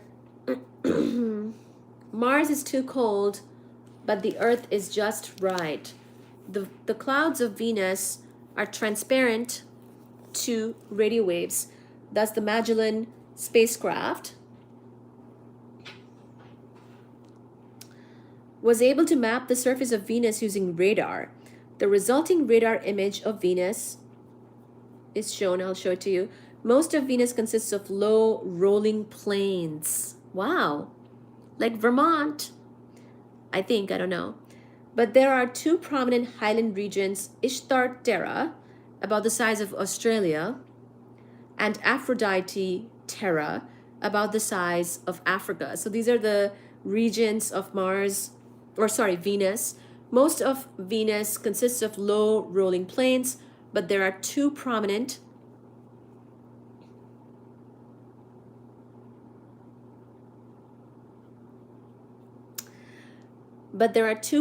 highland regions, Ishtar Terra, about the size of Australia, and Aphrodite Terra, about the size of Africa. Venus has many volcanoes and extensive lava flows on its surface. The average age of the crust on Venus is roughly 0.5 gigayears, indicating that the surface has been extensively repaved by lava during the last billion years. Venus has relatively few impact craters. Magellan saw only 1,000 of them, more than 100 meters across. The scarcity of craters is partially due to the thick atmosphere of Venus. Small objects break up in the atmosphere and are vaporized, lol, and partly due to the relatively recent lava flows. So partly because small objects will break up in the atmosphere and are vaporized. Remember, we talked about the vaporization even within the crust, and partly due to the relatively recent lava flows. There's no evidence for plate tectonics on Venus, no rift zones or subduction zones, for instance. The volcanoes of Venus are spread evenly across the planet's surface instead of being concentrated at plate boundaries, as they are on Earth. Because of the lack of plate tectonics, the lithosphere of Venus remains stationary relative to the planet's interior. This means that some of the volcanoes on Venus are large shield volcanoes. A single spot on the crust remains in place above a hot spot on the mantle and is supplied with lava for billions of years. Wow. Some of the volcanoes on Venus are large shield volcanoes, which is a single spot on the crust remains in place. There's no like movement.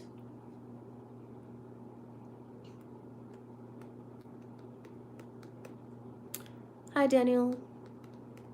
There's no movement, so it remains in place above a hot spot on the mantle and is supplied with lava for billions of years from the center of Venus. The lack of plate tectonics on Venus is thought to be due to the high temperatures at the planet's surface. Although T equals 740 kelvins isn't hot enough to melt rock, it does soften the rock a bit. Oh.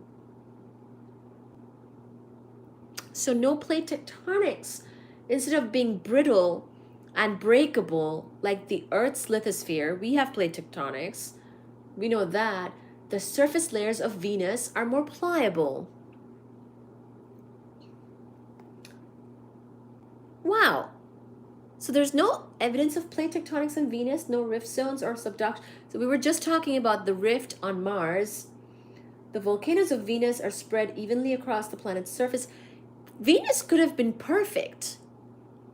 I mean, too much volcanoes would be bad, but if its atmosphere had been under control, then Venus could have been really good. But it's too hot. There's that too. Because of the lack of plate tectonics, the lithosphere of Venus remains stationary relative to the planet's interior. This means that some of the volcanoes on Venus are large shield volcanoes. A single spot on the crust remains in place above a hot spot on the mantle and is supplied with lava for billions of years. Isn't that crazy?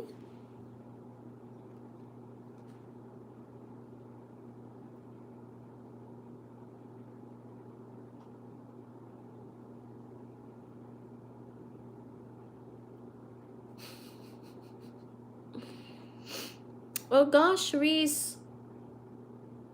Do you have COVID? I hope you get medical help in the morning. Yeah, Poochie.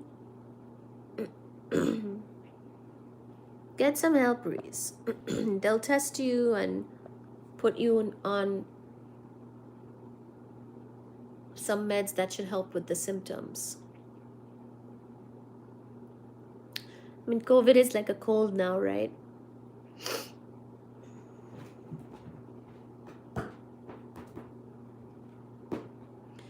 Did you know the surface of Venus is almost as hot? Okay. Wow! Venus has many volcanoes and extensive lava flows on its surface. The average age of the crust on Venus is roughly 0.5 gigayears. So that's young.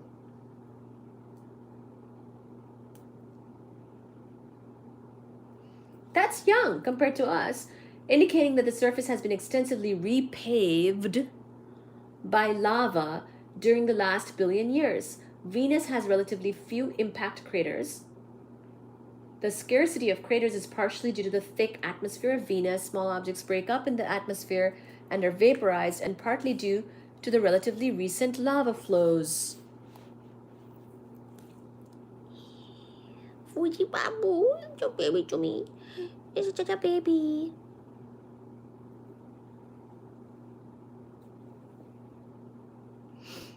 They can take the day and think about it. 86,000 seconds. Oh my God.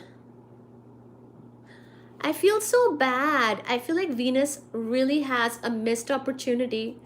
Venus could have been our real twin with people and everything and cats. I just want cats. I want a whole planet just for kitty cats.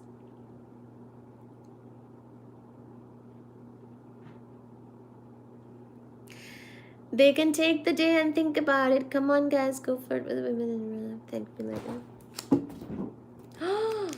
Baji Sachi. Sachi just jumped up so high in order to avoid Baji. Sachi mama, you did a good job. You're so athletic. You're so athletic.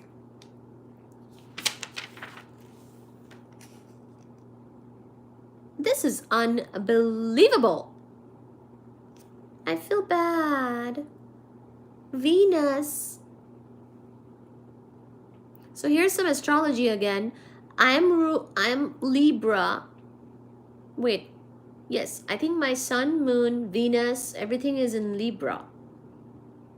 Or yes, and then the sign of Libra is ruled by Venus.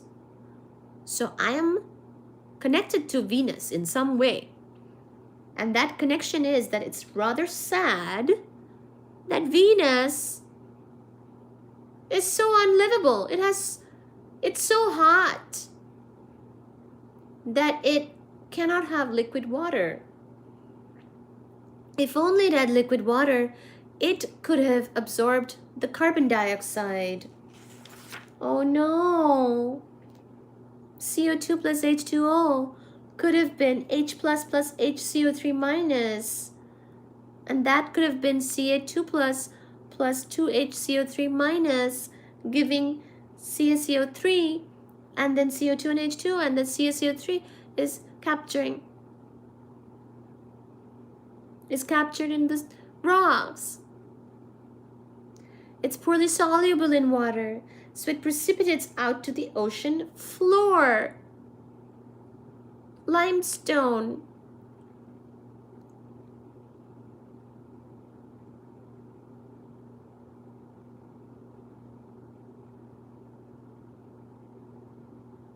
Hi, Richard. Do you think there are other people on a different planet outside our solar system? I don't know. It's a very big research question. I don't know about people, but just like finding any life on other planets is a big research question. Doesn't have to be people that we find. Could be some other type of life.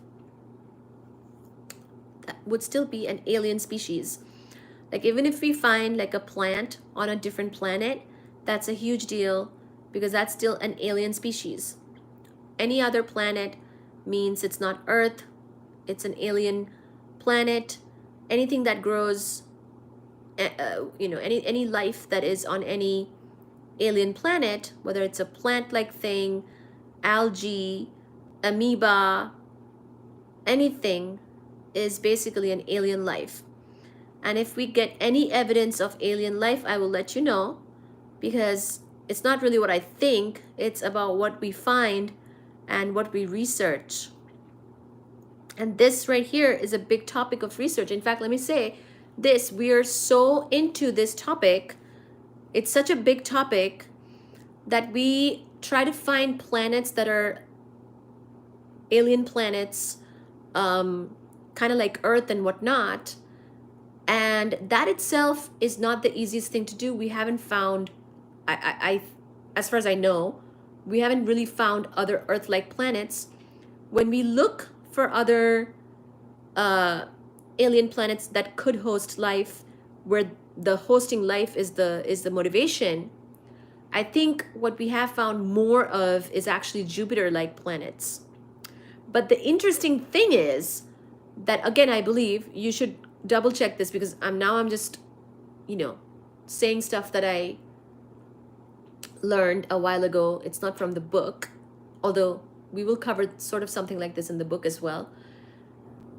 They found more Jupiter-like planets. Now, why is that? Because Jupiter-like planets are going to be, first of all, easier to find. They're bigger, right? And they'll have a bigger signature. It's going to be more, when you go planet searching, you're more likely to find exoplanets, right? The topic of exoplanets, looking for planets that could host life, other types of life. It could be some other alien life, anything. Could be something simple. Doesn't have to be people, right? They found more Jupiter-like planets. But the interesting thing was, you know how Jupiter is pretty far from the sun in our own solar system. So in our home solar system,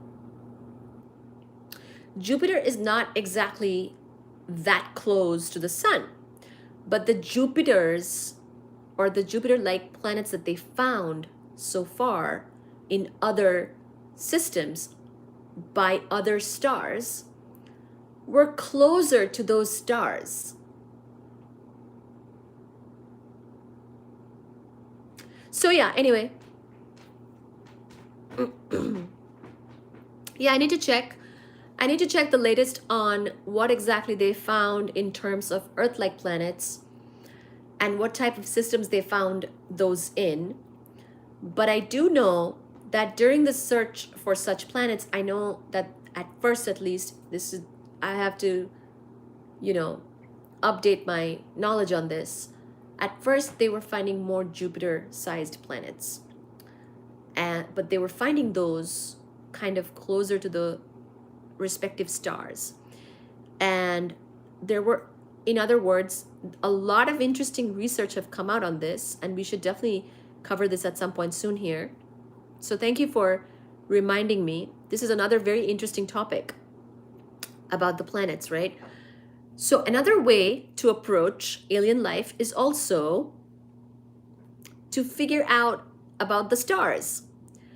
So there's various ways to think about it. Either you could try to find planets that are like Earth, or just any planets near any type of things that we can find, and also to maybe find stars that are kind of like our sun and see if you can find any hints of planets and things like that close, not close, but like in the orbit of those stars.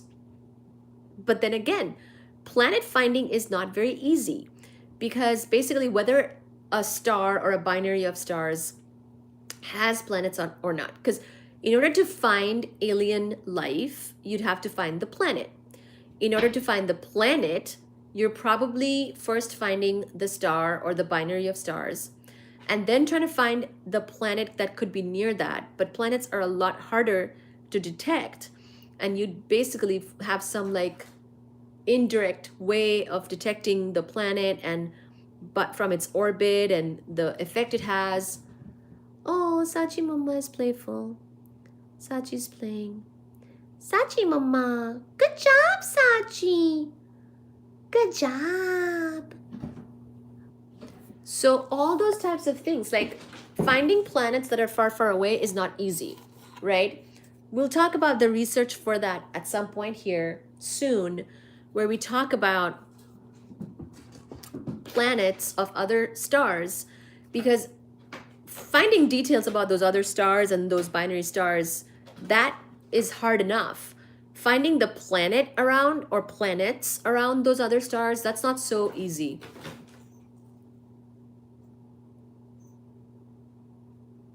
Exactly. So there's things like that, like they have to pass in front and change the luminosity we're getting, etc., etc., etc. Like you have to be pretty sensitive to being able to see the planet in order of that other system. So of our home system, we've just got the sun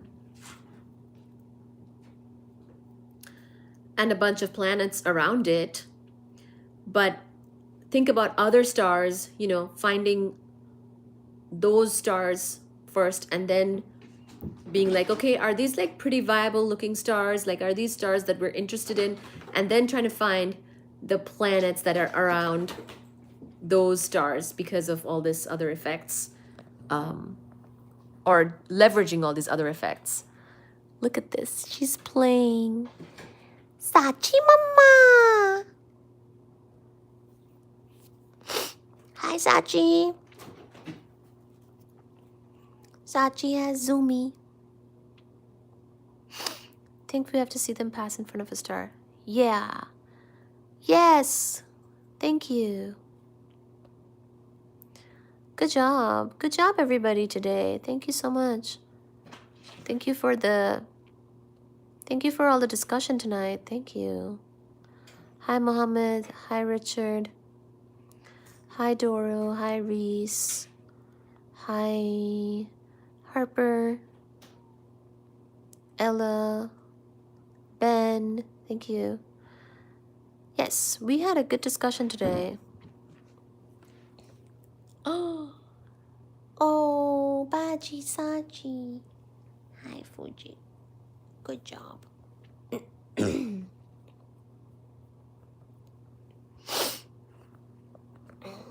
So,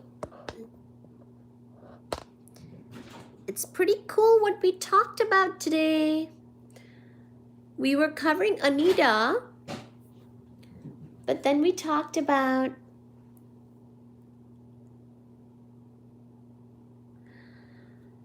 the planets, including Mars, Venus, a little bit of Earth. Gonna go to bed, feel too ill. Good night, guys. Good night, feel better, take care. So sorry to hear you're sick. So sorry to hear you're sick. Do take care, and it was good to see you on the live. Thank you so much.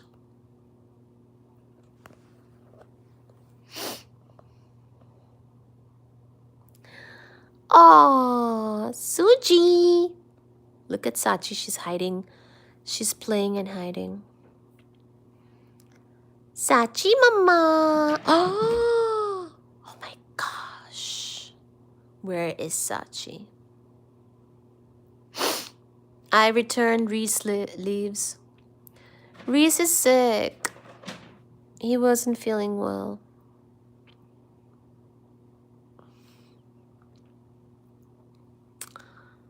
Oh my gosh, Sachi. Little baby.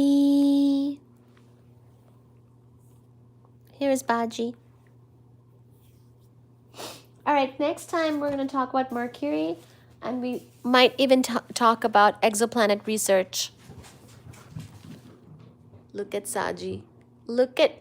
She ran so fast down the hall, and then she jumped on the door in order to catch the stairs.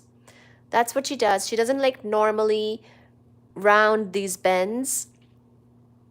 She runs down the hall, then she bounces off the door, and then she takes the stairs. Little baby. Touch wood. Evil eye removed. Thank you, God. That's what we have to say.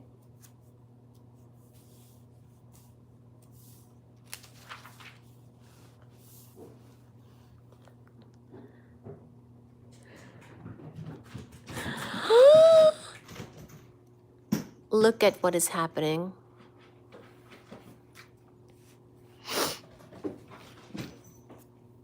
Oh my God.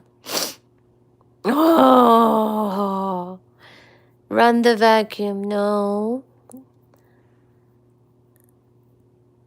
Oh my gosh. So much exercise. All right. Well, thank you, everybody. Thank you for being here. Thank you for catching us live. Really appreciate everybody's participation and your discussions. Thank you to our mods. I think they did a really good job today, especially Doro, who has been very strictly moderating. So everybody, it would be good if you stayed mostly decent during these lives, because otherwise you're gonna be put on timeout by the very strict mods.